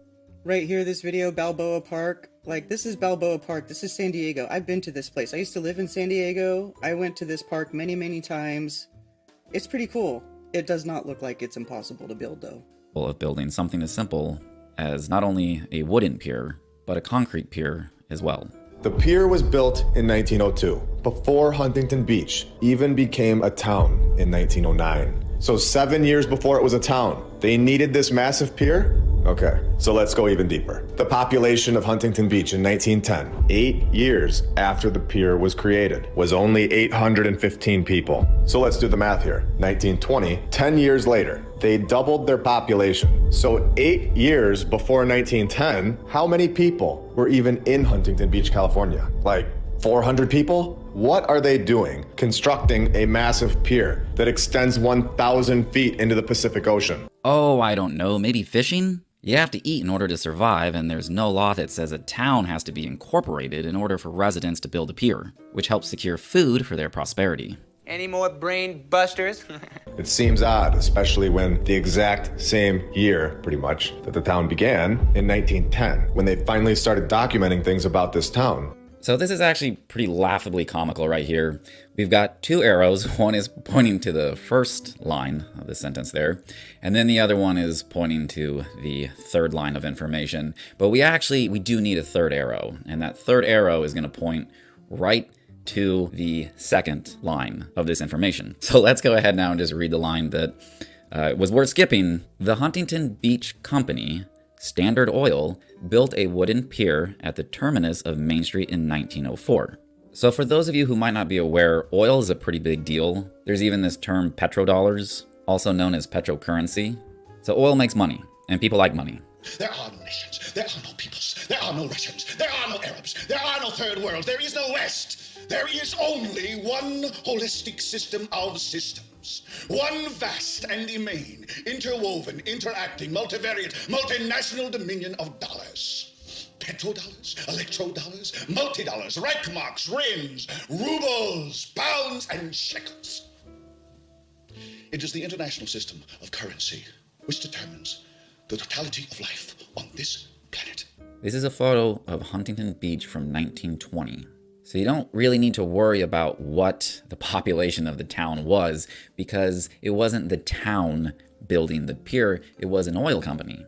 Now there is a chance that this photo is fake. I know there's that whole crowd, and benefit of the doubt, the photo is fake. The oil company wasn't here. There are definitely not other photos that show this massive oil field in Huntington Beach, California. And if there are, they're going to come from the Orange County archives, which we shouldn't trust them. We should only trust opinions from YouTubers who are using Wikipedia. There are definitely not photos from the 1950s of Huntington Beach that show this exact same thing. This is also fake. So if you spoke with anyone who has a family heritage in this area, and perhaps their parents were born here before the 1950s, you cannot trust their opinion if they tell you that oil fields were here. They're definitely lying to you. But all sarcasm aside, there is a lot of evidence that there was oil produced in Huntington Beach, California, and as we know, oil makes money. And I just want to throw in here, as a California native, born and raised in California, spent most of my life in California. I used to drive with my mom as a child from the San Francisco Bay Area down to the Central Coast area, Arroyo Grande, where my grandma lived, to go visit my grandma. And driving down, I always grew up seeing oil pumpers. People, you know, those little hammer things, those hammerhead oil pumpers all up and down the 101. So yes, oil fields are in California. Yes, oil has been pumped in California. So there you go.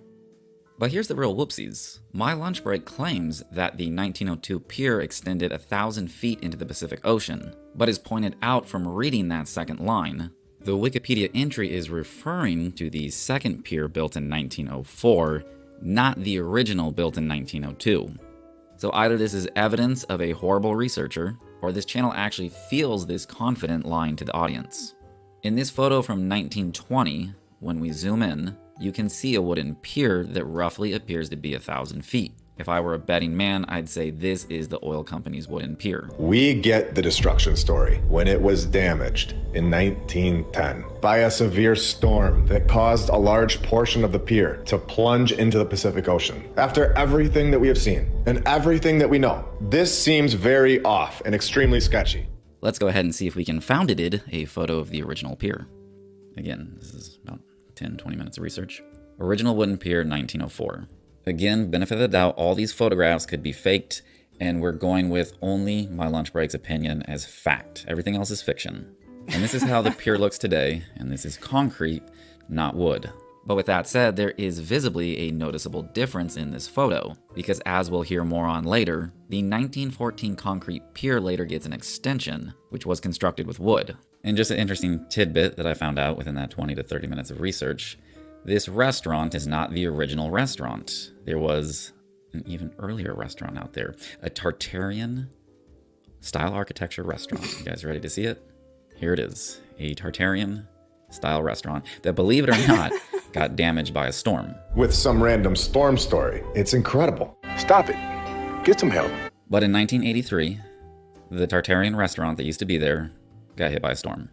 Now in 1939, the same pier was also hit by a storm, and it too damaged this pier. And this photo is courtesy of Huntington Beach Historic Resources Board. Now we can't trust those people. We can trust Wikipedia, but we cannot trust any other piece of information because they're definitely lying to us. So then in January 1988, it happened again. A violent storm rose up. And here's proof of the interior Tartarian architecture, the restaurant that was at the end of the pier from the old world that got destroyed. So this is what the ancient advanced world, these were the chairs that they would sit in to eat Tartarian cuisine, which in this case was a pizzeria. And here's a fake photo from the 1980s of what a wave looks like hitting a pier. But again, storms don't just cause damage like this. This is how they lie to us. They say it's either fire, they say it's a storm. Don't believe them. This is all fake. I'm got benefit of the doubt. You know I'm going to give it to you.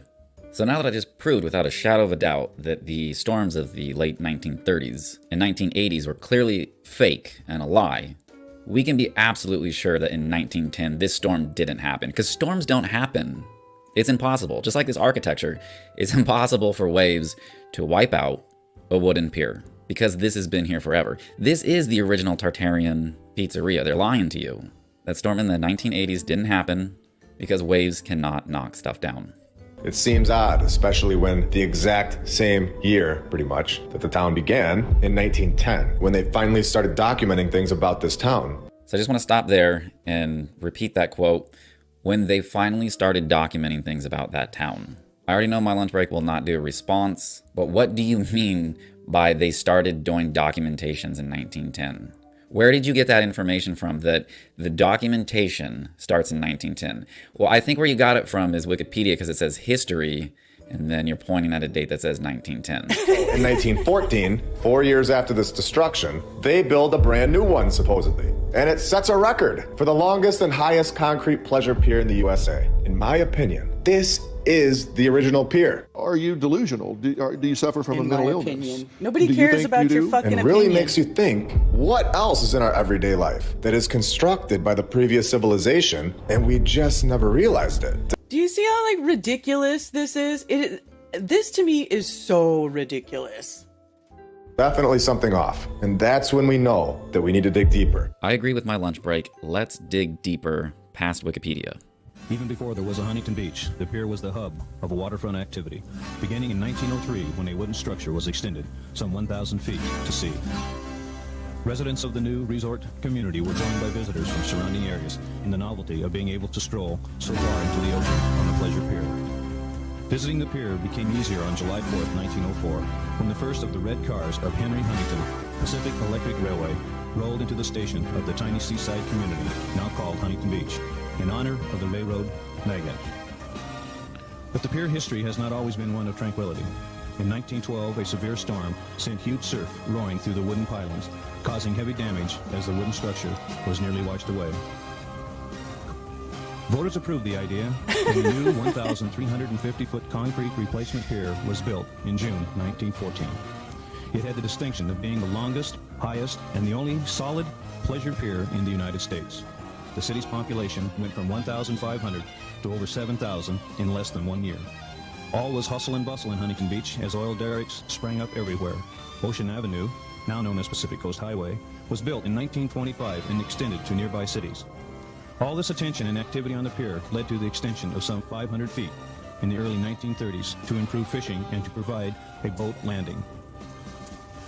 The extension, built of wooden pilings, was 4 feet lower than the older section and was known to sway a great deal when the surf was up or during storms.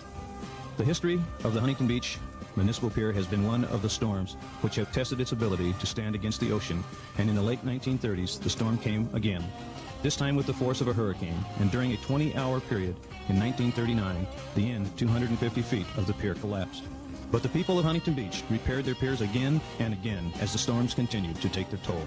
My conclusion with this presentation is the same as the previous two My Lunch Break videos, which is there is no actual research taking place. So anyway, I am totally looking forward to the release of Stu Peters' Old World Order. And here's my theory, because you got Eddie Bravo pushing My Lunch Break on Joe Rogan, and you really can't make this up, but the runtime of the clip that My Lunch Break is sharing is 33 seconds in length. It's Stu Peters involved in this thing now. The whole point of Tartaria is to make people who question reality, that question the system, look fucking stupid.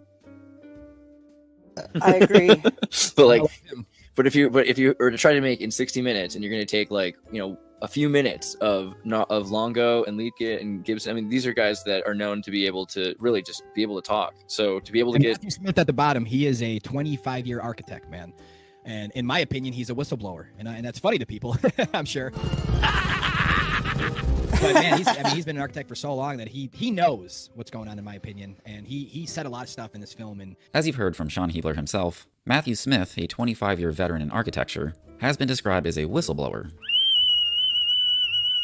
Matthew Smith, founder and principal of Dream Design Build, has been designing custom homes since 2005. With an extensive background in residential architecture and construction, he is an industry leader in roundhouse design. Visit Smiling Woods Yurts for prefabricated wooden yurt kit options. All of our complete round home kits include the shell components, roof, walls, siding, for a round structure, built with the same principles as traditional stick-built homes. From first glance, these prefabricated wooden yurt kits look like the type of structures found on a hippie commune. Right now, we're proving we don't need corporations. We don't need money. This can become a commune where everyone just helps each other. Yeah, we'll have one guy who makes bread, and one guy who he looks out for other people's safety. You mean like a baker and a cop? No, can't you imagine a place where people live together and, like, provide services for each other in exchange for their services? Yeah, it's called a town. You kids just haven't been to college yet. But make no mistake, Wooden Nickels has zero experience in the field of construction. Matthew's YouTube page, Marvelous Old World, focuses on exploring the lost architecture of the Old World in America. In this presentation, Wooden Nickels will be reviewing the first 5 minutes of Old World Seattle edited version. When I have these conversations with people, what's often, the rejoinder that's often, put on the table as well, they knew how to build things back then. And yes, they did know how to build things back then. Yeah, there was master craftsmen that were coming from Europe as immigrants. I get that. But you got to have enough of them, and you got to have enough resources to work with, and you got to have enough time. This is in 1882. Why so big? Here Matthew asks, why so big? Referring to a 3-story building in 1882. Compared to a Smiling Woods yurt house, yes, this structure is pretty big. As Matthew previously points out, the population of Seattle in 1880 is recorded at 3,500. In 1890, the population spikes to 42,837. According to mainstream lies, people were moving from east to west. So let's look further east and see if we can spot a correlation in regards to population growth. The population of Kansas City, Missouri in 1880 is 55,785. Indianapolis's 1880 population at 75,056. Columbus, Ohio is at 51,647 and also sees a spike in 1890, with a population of 88,150. Pittsburgh, Pennsylvania at 156,381 in 1881, and Boston at 362,839. Welcome to Wonderopolis, a place where natural curiosity and imagination lead to exploration and discovery in learners of all ages. Wonder of the day number 74, what is city planning? Have you ever wondered, what is city planning? What factors should be considered when planning a city? Why do homes tend to be clustered in one area while businesses are in another? There is evidence of urban planning and design communities dating back to Mesopotamia and Egyptian civilizations in the 3rd millennium BCE. The idea of a planned out urban area evolved as different civilizations adopted it. Let's pretend for a moment our ancestors here in Western society actually built stuff, a crazy concept that was widely accepted throughout history until 2020. While dismissing our own capabilities and intellectual, independent, critical thinking and the accomplishments of our own ancestors and everyone else who came before us. The Wonderopolis Children's website asks us to pretend we ourselves are a city planner and exercise our critical thinking skills. Rather than using the example the website provides, let's focus on Matthew's inquiry of why so big? Why so big? I just have to ask this question again and again. Applying the earlier information pertaining to the growing Eastern American cities of that time period, one could rationally conclude Seattle's city planners knew the population was coming. But how did you reach that conclusion, Wooden Nickels? Because they were planning a city, and the trajectory of the cities to the east provided evidence of consistent growth. How are these being heated? It gets cold here. Here, Matthew demonstrates the oldest trick in the Tartarian playbook, by asking questions without presenting the answer to create mystery. Fireplaces and furnaces, that's how buildings were heated in the 1880s. So to recap, Sean Hibbler has described Matthew as an architect whistleblower who does not know how buildings were heated in the 19th century, while a simple online search quickly yields an answer. I hope I don't sound like a broken record, but I think a lot of these points bear repeating. This is ornate craftsmanship, broken arches. I mean, columns, capitals, bases, everywhere. The detail on this building is exquisite. The amount of time it would have taken to do this, the amount of resources that it would have taken to do this, the amount of labor power, and the architecture is just magnificent. But then when you go on their website, it says it was constructed in a year. The Yesler-Leary building had a cast iron facade, a material that allowed the mass production of highly ornamented, stamped parts, but one that had a low melting point, making it vulnerable to fires. As Matthew states, the Yesler-Leary building would be lost to the Great Seattle Fire of 1889. In the 1840s, the cheapness and malleability of cast iron led James Bogardus of New York City to develop the idea of buildings using cast iron for complete decorative facades, which were far cheaper than traditional carved stone, but could be painted to give the appearance of stone. Applying critical thinking to Matthew the whistleblowing architect. Critical thinking. As a 25-year veteran in architecture, cast iron facading should be a part of one's vocabulary, yet is absent from the conversation in Matthew Smith's photo review of the Yesler-Leary building. Cast iron architecture was a popular type of building design, used throughout the world in the mid-1800s. Its popularity was due in part to its efficiency and cost-effectiveness. A regal exterior facade could be mass-produced inexpensively with cast iron. Entire structures could be prefabricated and shipped around the world as portable iron houses. Prefabricated, where have we heard this term before? Ah yes, from Matthew Smith's website where he sells prefabricated round yurt houses. Back in the early 18th century, Abraham Darby, an Englishman, developed an iron that could be melted and poured into reusable molds. Somewhere along the line, someone decided if this material could be poured into molds, all kinds of things could be done with it. In fact, these relatively inexpensive casts could be shipped and used on buildings far quicker and cheaper than carving stone, which is what they had done before. And since those molds were reusable, you could replicate the same piece many, many times over. Eventually, catalogs of these components were available from which a designer or builder could order all the parts necessary for an entire building exterior. All these factors came together to make cast iron building facades not only feasible, but advantageous and economical as well. Various bits and pieces of buildings done with cast iron, these window crowns, the cornices, but most commonly, if you've been in downtown situations, you've seen these facade components used very effectively. And then some buildings had very ornate facades that went all the way up. The entire facade was often done with the cast iron. Precast concrete enjoyed a significant reign as king of the preformed building component. But I know you critical thinking online gumshoes will ask, how are these prefabricated cast iron facades shipped by horse and buggy? Horse and buggy. You'll want to start by researching the Union Pacific Railroad Acts of 1862. Seattle would see its first railway system begin construction in 1873, while Portland, Oregon would have an operational railway by 1869. Seattle's first railway, known as the Walla Walla Railroad, would connect to the already existing East Side Company's Portland, Oregon Railroad. For beginners to this subject, you'll want to start with lighter reading material. This channel highly recommends the critically acclaimed novel The Little Engine That Could. Ornate facades could be imitated from historic buildings and then hung on the steel-framed tall buildings. The new architecture being... See, that person in chat who came in and said, oh, a gatekeeper playing another gatekeeper's video? Like, that type of stupid shit? Like, clearly, you're just denying, you want to stay married to your little fantasy, right? And then you're just gonna come call names. Gatekeeper! Oh, we don't agree? I'm showing a video that shows evidence that these content creators are disingenuous, and then I'm getting called a gate. That's exactly what the fuck I'm talking about. I am done with that shit. Done. Built in the late 19th century. So I was challenged by somebody who left a comment in my last video on Seattle Underground, and she took issue with the fact that I used the term old world to qualify architecture in Seattle, some architecture. She said, basically, my terminology is twisted, and don't you know the old world is in the east and the new world is in the west? Well, here's my response. What else do I call this? This is an old world building, if I've ever seen one.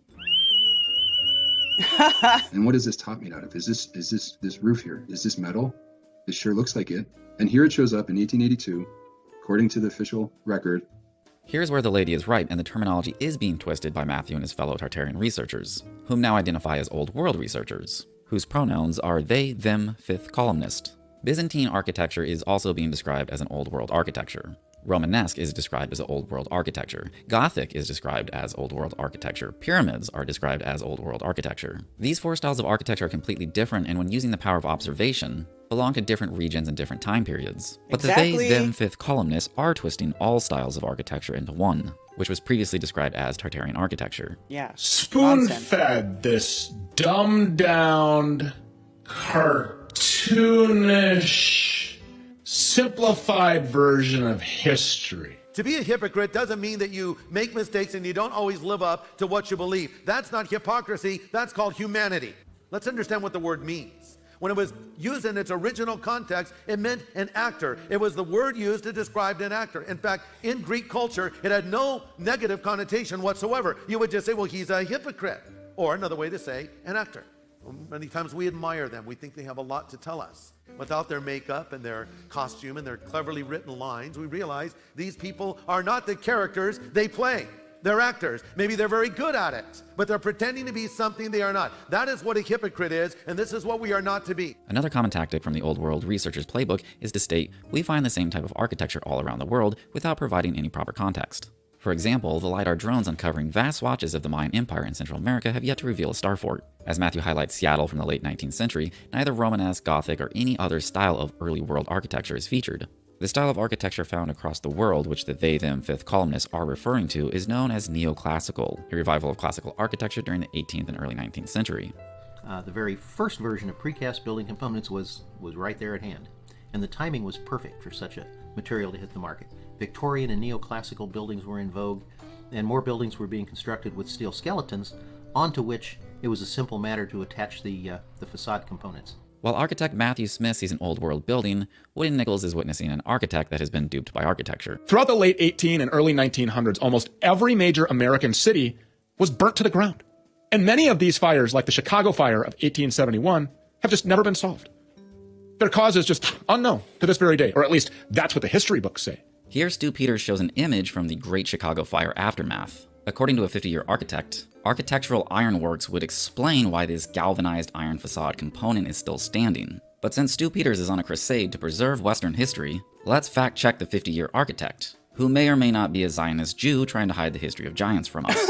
And holy crap, you can spend days, if not weeks, viewing uploaded catalogs of architectural ironworks via the Internet Archive. Catalogs range from the 1870s with the Hain brothers in Reading, Pennsylvania, through the early 20th century with W.H. Mullins Co. of Salem, Ohio. These catalogs feature galvanized ironworks from cornices, window and door caps, entire storefront facades, patent cresting blocks, terminals, sign letters, finial and weather vanes, which have been reclassified as Antiquitech, roofing, ceilings, ornamented columns, statues, the list goes on. And we even get pricing for the items. How did our ancestors in America construct these detailed and marvelous buildings so quick? With prefabricated architectural ironworks.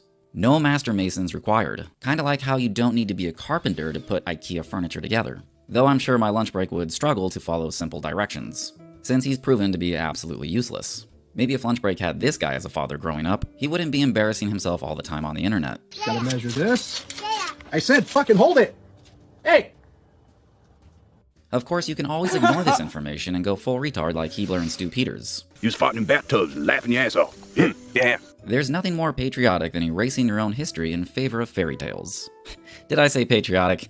I meant to say Marxist. You are an American treasure.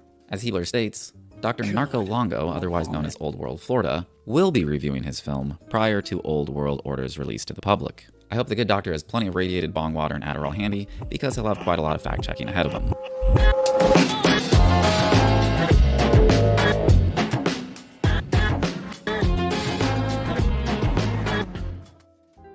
So yeah, that's the end of that. That's about where I'm at with this stuff.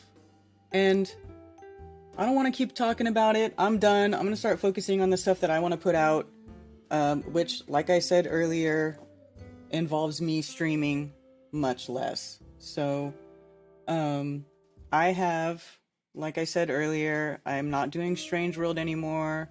It will not be streamed on my channel. I told Mark that he should stream Strange World from his channel, that, you know, he's been doing really good about talking around the algorithms. He doesn't, we haven't had a Strange World removed for quite some time now. So I'm not sure if he's gonna do it from his channel or not, or what's gonna happen. But whatever he does with Strange World, I support him. I think you guys should still go watch Strange World. Go support Mark wherever he puts Strange World. Especially if he does it from his channel. I think that would break the internet. Oh, I got super chats. Thank you for the super chat, Liz, the Iron Maiden. Appreciate you. There was another one. I don't know where it went.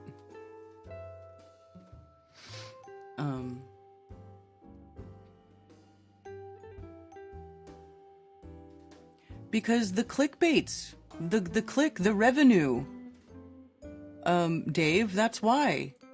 The popularity, the attention, that's why. No, the Strange World continues, it's just not with Karen anymore. There's just gonna be there's no more Karen B on Strange World. That's all. Strange World's Mark's show. You know, it was there before me. It'll be there after me. You know? So that's it. Now,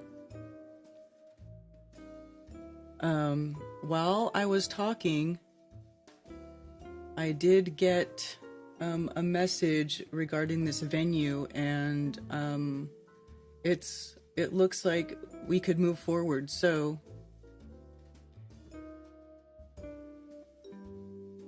yeah, because I can't. Yeah, if you want to know why, you might want to go to the beginning. I don't want to say all that stuff again. You know, it's depressing. You know, it's kind of depressing for me. It's sad. It's like the end of a thing that I, you know, like doing. I love Mark Sargent. I love doing that show with Mark Sargent, but I have to remove myself from the streaming life, at least a little bit, if I want to accomplish and have time and energy to accomplish and get done the things that I want to get done as far as creating content, and the quality of it. And I'm still planning an event, by the way. If everybody is, if you guys are down, we can have a beautiful Flat Earth Festival, a beautiful outdoor multi-day festival event outdoors. It would look something kind of like this. Let me see if I can show you guys.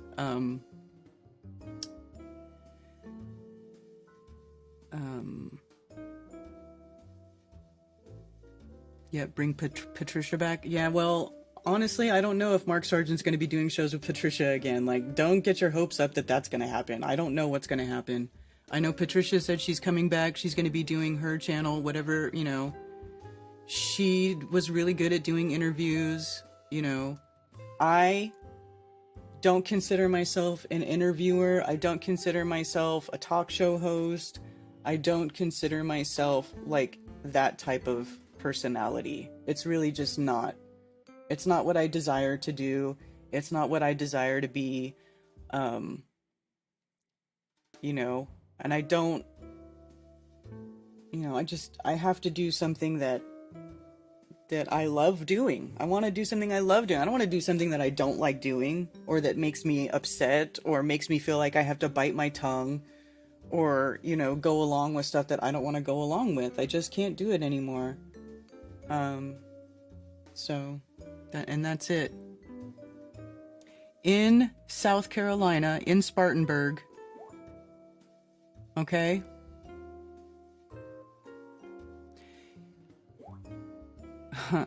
Cammy, did you see my... Yeah. Okay, so in Spartanburg, at this place called the Music Camp, let me see, let me go find my chats.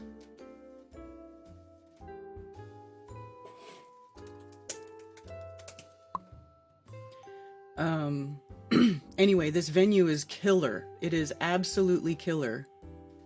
I'm gonna show you guys right now my videos that I took of it, if I can find it. I have to go to my chat with you, Brian, where I sent it all. Okay, yeah. So check this out, you guys. 55 acres. Yeah, okay, sound is correct. 55 acres, so here it is. It's this big outdoor stage. I'll show you pictures too. Then right here, it's got all this covered area for vendors, right here. Big stage. Then you turn around, big, huge covered area for people to watch the presentations. There's a bar, like if you look right back here. This thing right here, back here is like a bar setup, you know. Then this whole field back behind it, there's all these little camping areas all over the property. So stage. And there's hotels nearby. Cabin, vendor stalls.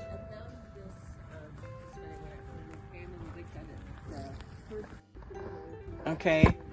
And we're going to have... This place has so much potential. So Zach and Cammy are going to have a huge How the World Works setup. Children are going to be welcome. It's going to be family friendly. We'll have food. We'll have music. It will be like a true festival. Check it out. So here's the main stage. It says Greenfield Excursion at the music camp, right? So here's the main stage. Here's a covered area. Now it is outdoors, so you will be subject to weather, but typically we have pretty good weather in this area end of September, October. Anybody who's been to any of my past events in October, the weather in the Carolinas is always really pleasant at that time. It's like the beginning of fall. It's not too hot. It's not too humid. It's actually a really good time for outdoor stuff in the Carolinas. So, that is the plan.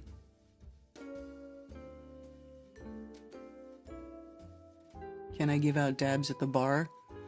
Ben, like, I don't want to, but just know that this place is going to be friendly for all that stuff. The only thing they don't want at this place is hard liquor. The only thing that they don't want is distilled liquor, but you can bring your own beer, you can bring food, you can bring your tent, and you could camp. So what'll probably end up happening is there'll be regular tickets for people who just want to come in during the day to be at the festival during the day, and then there'll be camping tickets for people who want to camp on site at the place. And that's it. And if you and I'm gonna have to set up a thing for people who want to, like, if you have an exhibit, like an exhibit of any type that's flat earth related, if you do art, if you're any sort of art, anything, and you're a flat earther, you need to come and be part of this festival. Bring your wares, bring your art, bring your creativity, and let's just have like a big, huge, flat earth outdoor festival. Is there a shower? Well, at the camping place, if I wanted to rent a shower truck, I could rent a shower truck. Cammy, let me see if I can upload these pictures.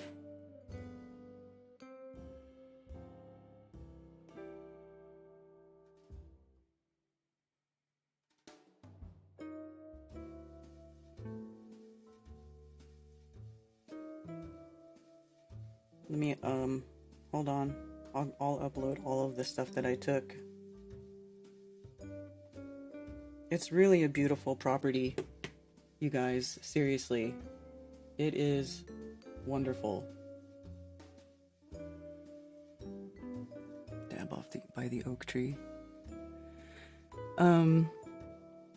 So I actually haven't decided if I'm gonna rent a shower truck. It depends how many campers there are. If there's enough campers that it's worth renting a shower truck, I can get a quote on renting a shower setup for the camp. But as of now, I haven't planned to do that.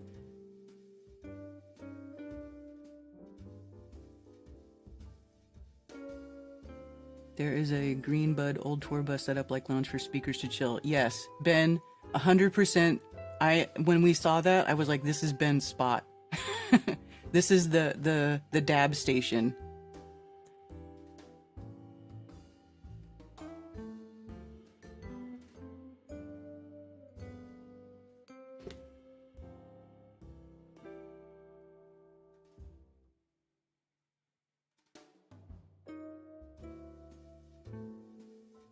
Okay, so here's one of the stages. This stage right here is, it's not the main stage, it's on another part of the property. So like there's an upper part where you have the big main stage and the covered area and the big field.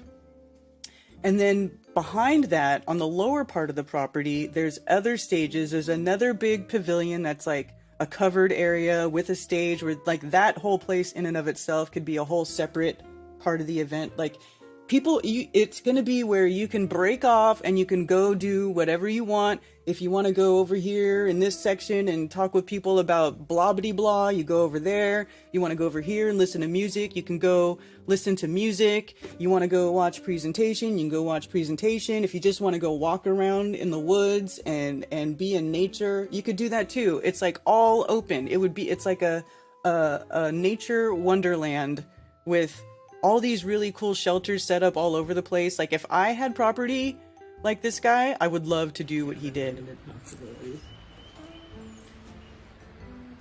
This place is really nice. So this is the other covered pavilion. This isn't even the main one. This is a totally separate area from where that main stage is. And it has this stage right in the background here. It's all powered, right? There is a kitchen area. Let's see if I show it. Pointing to where things limited possibilities. Right, so here a river surrounds the property. Really nice. So the borders of the property are surrounded on all sides by a river. It's like the river makes a circle around this plot of land that's like circular, and that's where it is. So the river surrounds it. There's woods. Let's see. Here's another photo of this pavilion. Right? This is not even the main stage. Like I said, that's something totally different. So here is the river. This is the beach area that's attached to the property. It is, and the change of it that happens so quickly.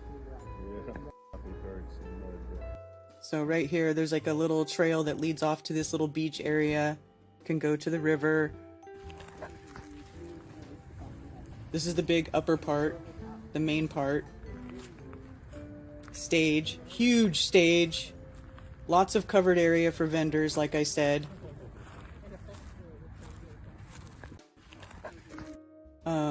This is a picture of the stage. Yes, there is a big boat sitting next to the stage, and it's like set up like a lounge area. Like you can go over here, you go up to these, there's like tables and chairs, and there's old tour buses and stuff that are set up. This is behind the stage, backstage area.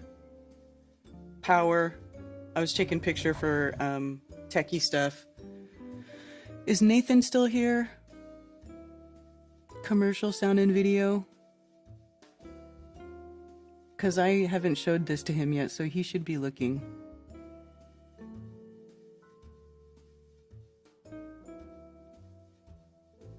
So we're going to have a big area where there can be just a whole area for massage tables, because I know there's a lot of people that come to the event. They like to do the massage tables and do body work. There is more than enough room to have multiple areas where that is going on. It can be away from everything. It can be out in the woods in an actual peaceful setting where you go and get your stuff worked on, or you could set up and do it like right next to where everything's going on. It is like really the perfect location for a true festival.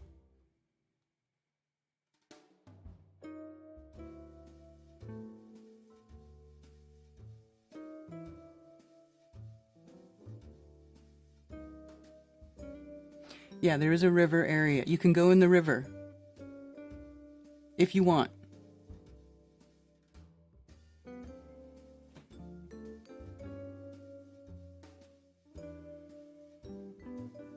Left the chat? Okay.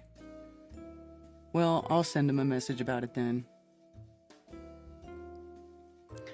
So anyway, that's what we have. It's a beautiful place. It's got a lot of potential. It's perfect, really.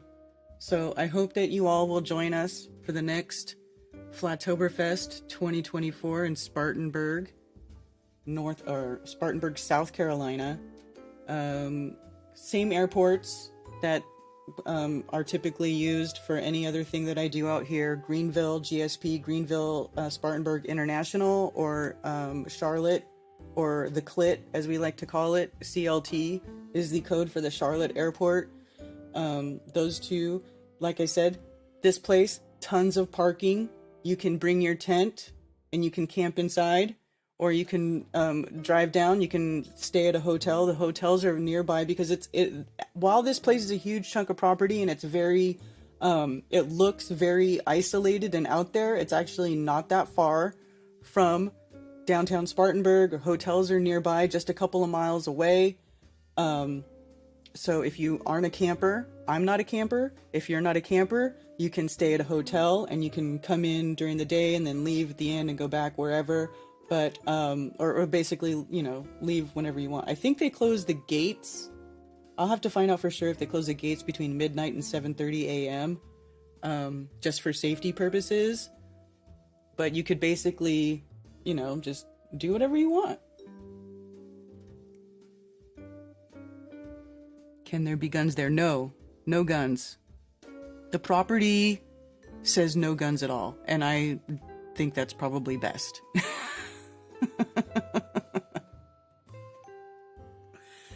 So yeah, and all of you, you know, that I know like are vendors and makers of things, you guys need to come and bring all your stuff. I'm a camper. Yeah, I know. We have a lot of campers. So this way, it's cool. So we can have campers and people can stay in a hotel. You can do whatever you want, however you want to do it. Thanks, Nathan. Cheers.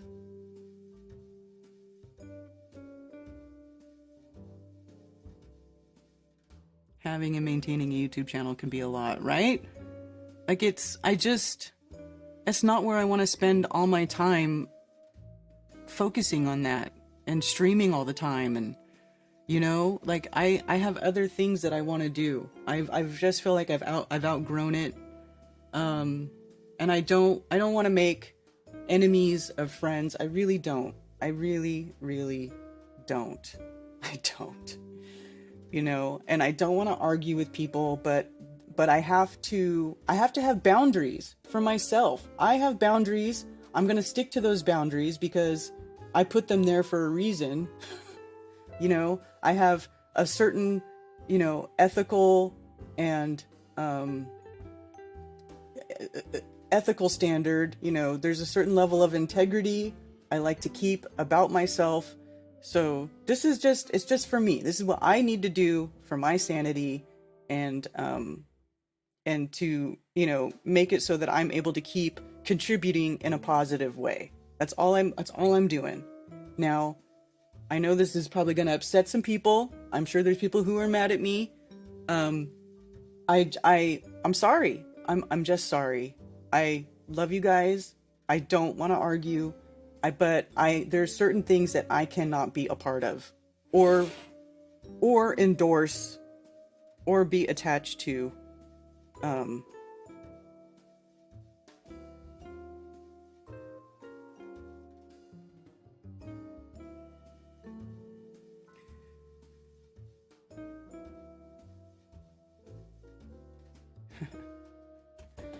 Yeah, so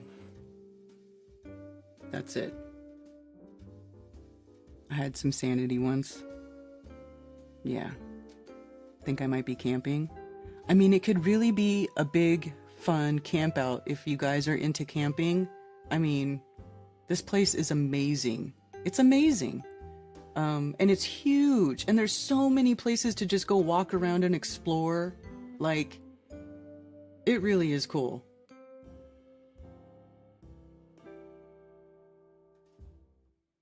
Perfect setup for crafts, hotels nearby, RV hookups, and camping on property.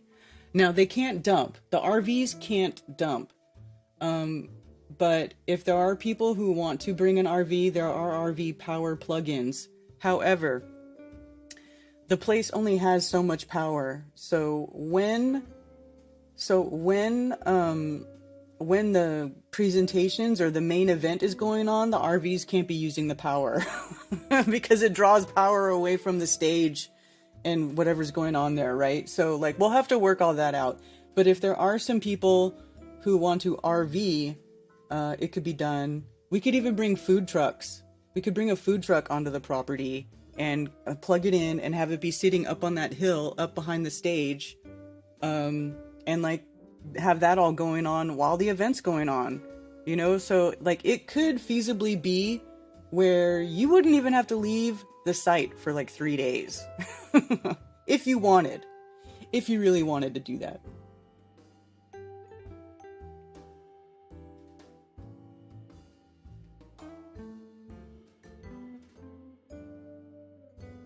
It's weird the community thinks people should accept anything and call ourselves truth. Yeah.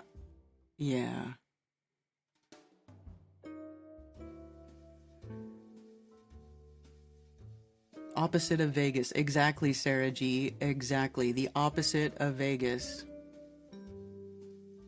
What do you think about Mud Fossil? Yeah, I'm not into that either. I don't... That guy is insane to me too. I'm sorry. I'm just not into that. I feel like that stuff is ridiculous fantasy stuff. It's just ridiculous. And I'm sorry. You know? Sorry, not sorry.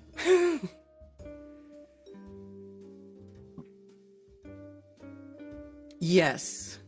Yes, food trucks can run on generators, but you know, I think it actually would be far enough, like if it's up on that upper hill back there, it could be far enough away that it might not be too bad. Yeah, the opposite of Vegas, that's exactly what we were saying, Sarah. So family friendly, Flat Earth Festival, true festival, true festival with a festival feel, outdoor, open. I think it will be a lot of fun. I really, really do. Like walking around there, Cammie and I were talking and just envisioning all the different things that could be going on at the festival. Like it really is a beautiful thing.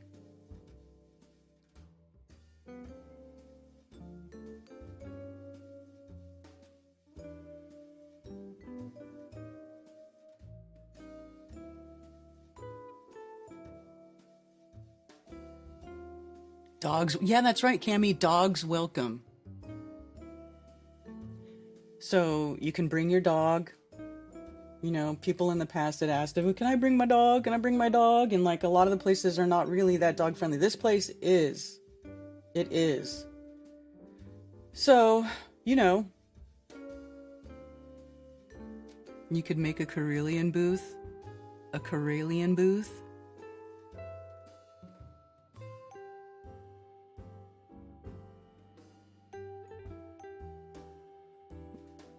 That would be cool.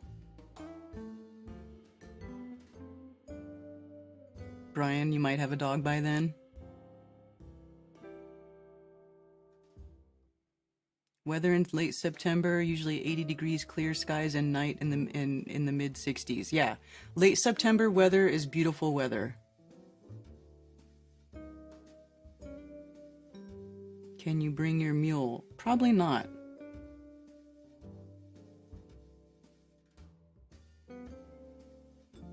That would be really cool, Nicole. An Aura photography booth. That would be awesome.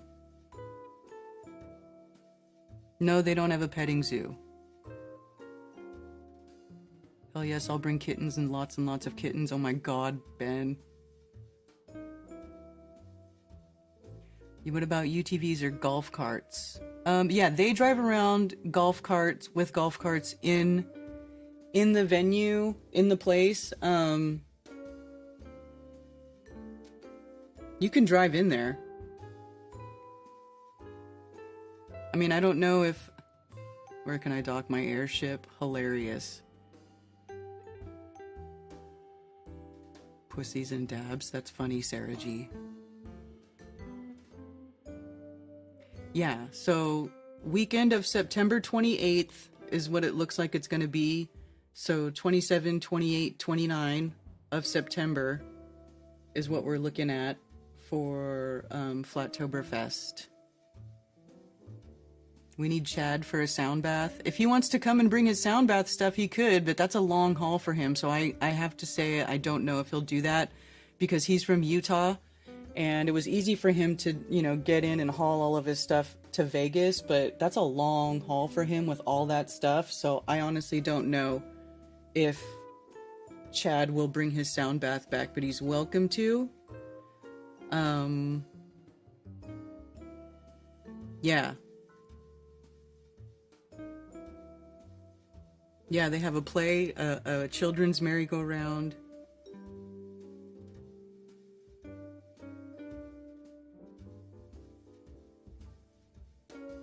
There you go.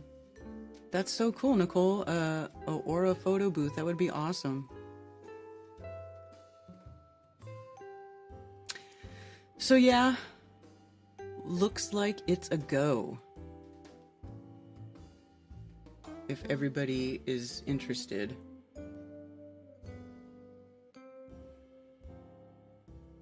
Likely means an appointment with One Big Love. Yeah, we can have One Big Love back because we're back on the East Coast. There's actually lots of room for artists. I might invite a couple of, we'll see. I might invite a couple of music people because there's multiple areas, so it might be fun to have a few. You know, if you play an instrument, if you are into that, bring it, man. It's going to be that type of thing. You know, bring your drums, bring your hand drums or whatever, bring your guitar, whatever you want to do. You know, it's that type of thing.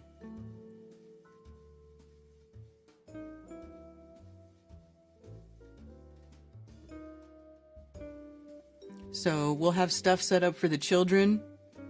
It'll be a blast. It'll be a blast. So I'm gonna have to start getting to work, updating the website, getting ticket sales in order, and start scheduling people. But yes.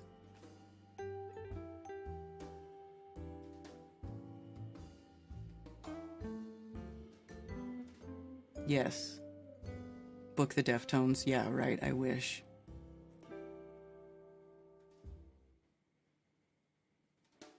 Camping venue is a dream come true. Love it. Looking forward to it. Awesome, Michelle. I really hope that you guys will join us because I really feel like after going and touring that place, and then they invited us back. Like when we went to go see the venue, the property, they invited us to come back and view the fireflies at the property. Can I just tell you that's the trippiest thing ever? It was really trippy because the guy was like, the owner of the property, he's like, we got synchronized fireflies, and we were like, huh?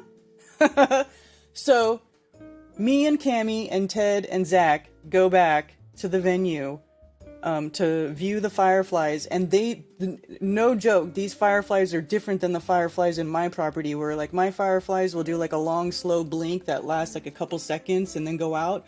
These fireflies were all just flashing. They were like blink, blink, blink, blink, blink, and they would like sync up with each other, and they'd all blink at the same time, or they would get a little bit off and it would look like a chasing light. Like, it was just really trippy.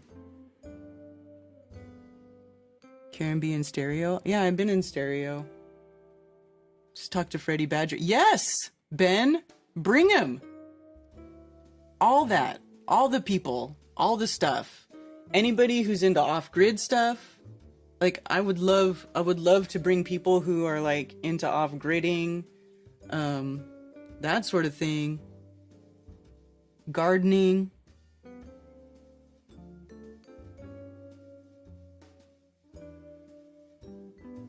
Yeah.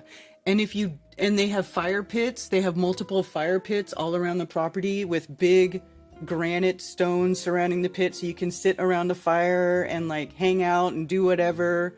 So if you camp there's these fire pits set up around the property, and all the little camping areas are like all these little random areas all over where you can go find a little spot to pitch your tent, and that's your little, hideout for the weekend or whatever. Like, seriously, it really is probably one of the coolest places that I've seen. I wish I would have found this place in the beginning. I feel like if I'd have found this place in the beginning, like it could have been the home of Flat Earth festivals like this entire time. That's how cool this place is.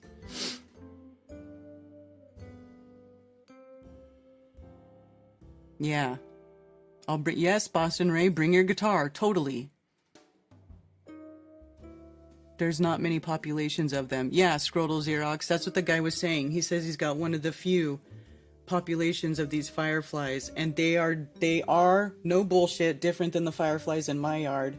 Because where I live, I see fireflies every year, and they all act like they have that slow blink. These fireflies behave totally different. It was pretty trippy. It was pretty trippy.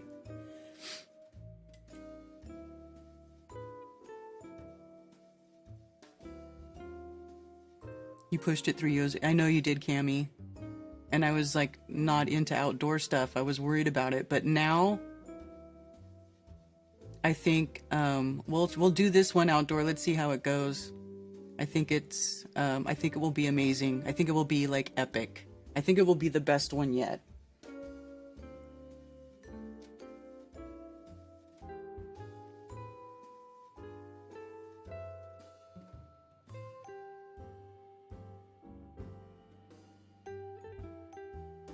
Yeah, Ted's doing much better now.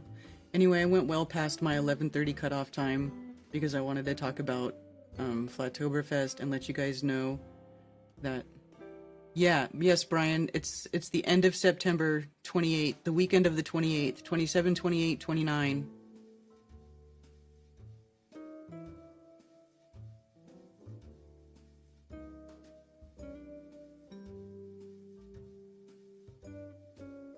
Yeah, Ben, it was crazy. Even Zach was tripping on it. He was like, wow, mind blown. Because they're totally different.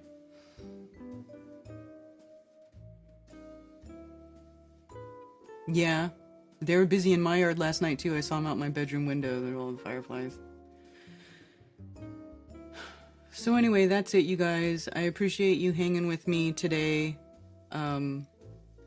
I hope that you will continue to support Mark Sargent and Strange World, because you know Mark's he's a good flat earther. I appreciate Mark.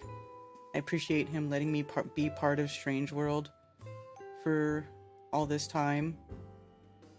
I do. I truly do. But I have to step back from streaming. I have to. If I want to get real things done, I have to. And that's just the way that it is.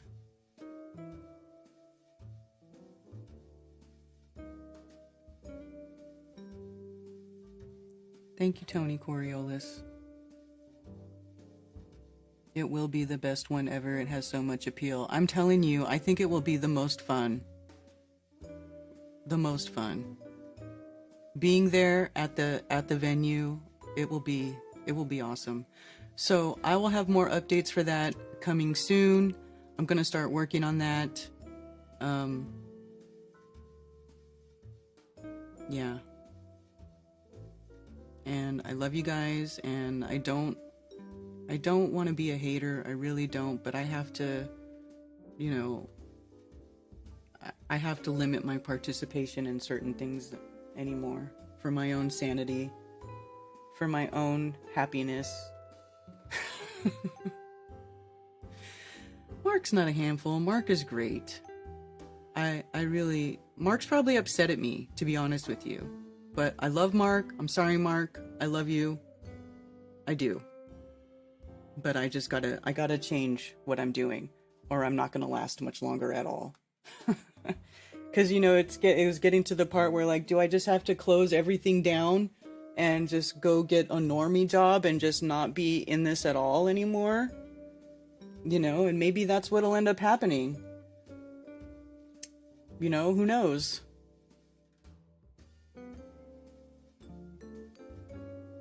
Might just stay there.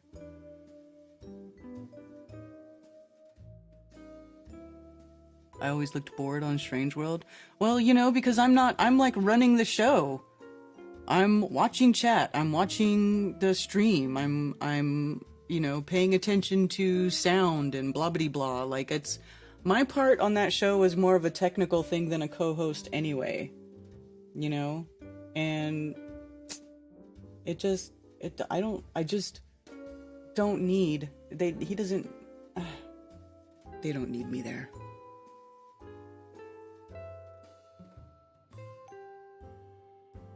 Yeah, it is close to Brian's birthday.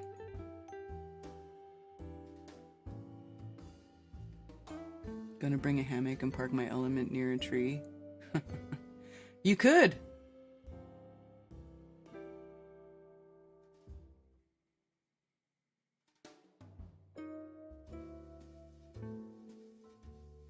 Have you heard of the Carolina Bays? There is 70K of them, large, flat, oval shape, and almost all point to Michigan.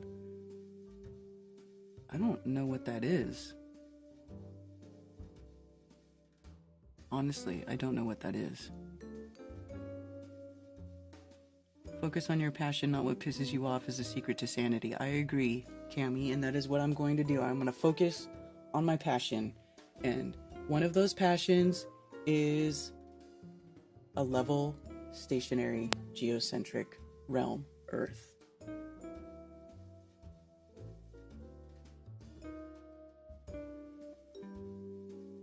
Yeah, hammocks would be good to bring. You can bring a tent.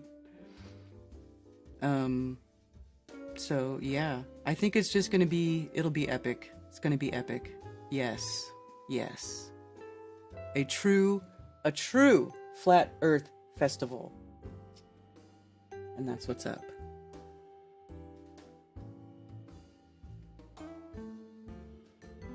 Well, he's got Peanut. Peanut is helping Mark reconfigure Strange World to be done without me. I've told them if they need anything from me, I'm happy to help. I will do anything they want me to help them move on. I'm not trying to be a dick. I'm just trying to live my life the way I want to live it. That's all. That's all. I'm just trying to live my life the way I want to live it. That's it.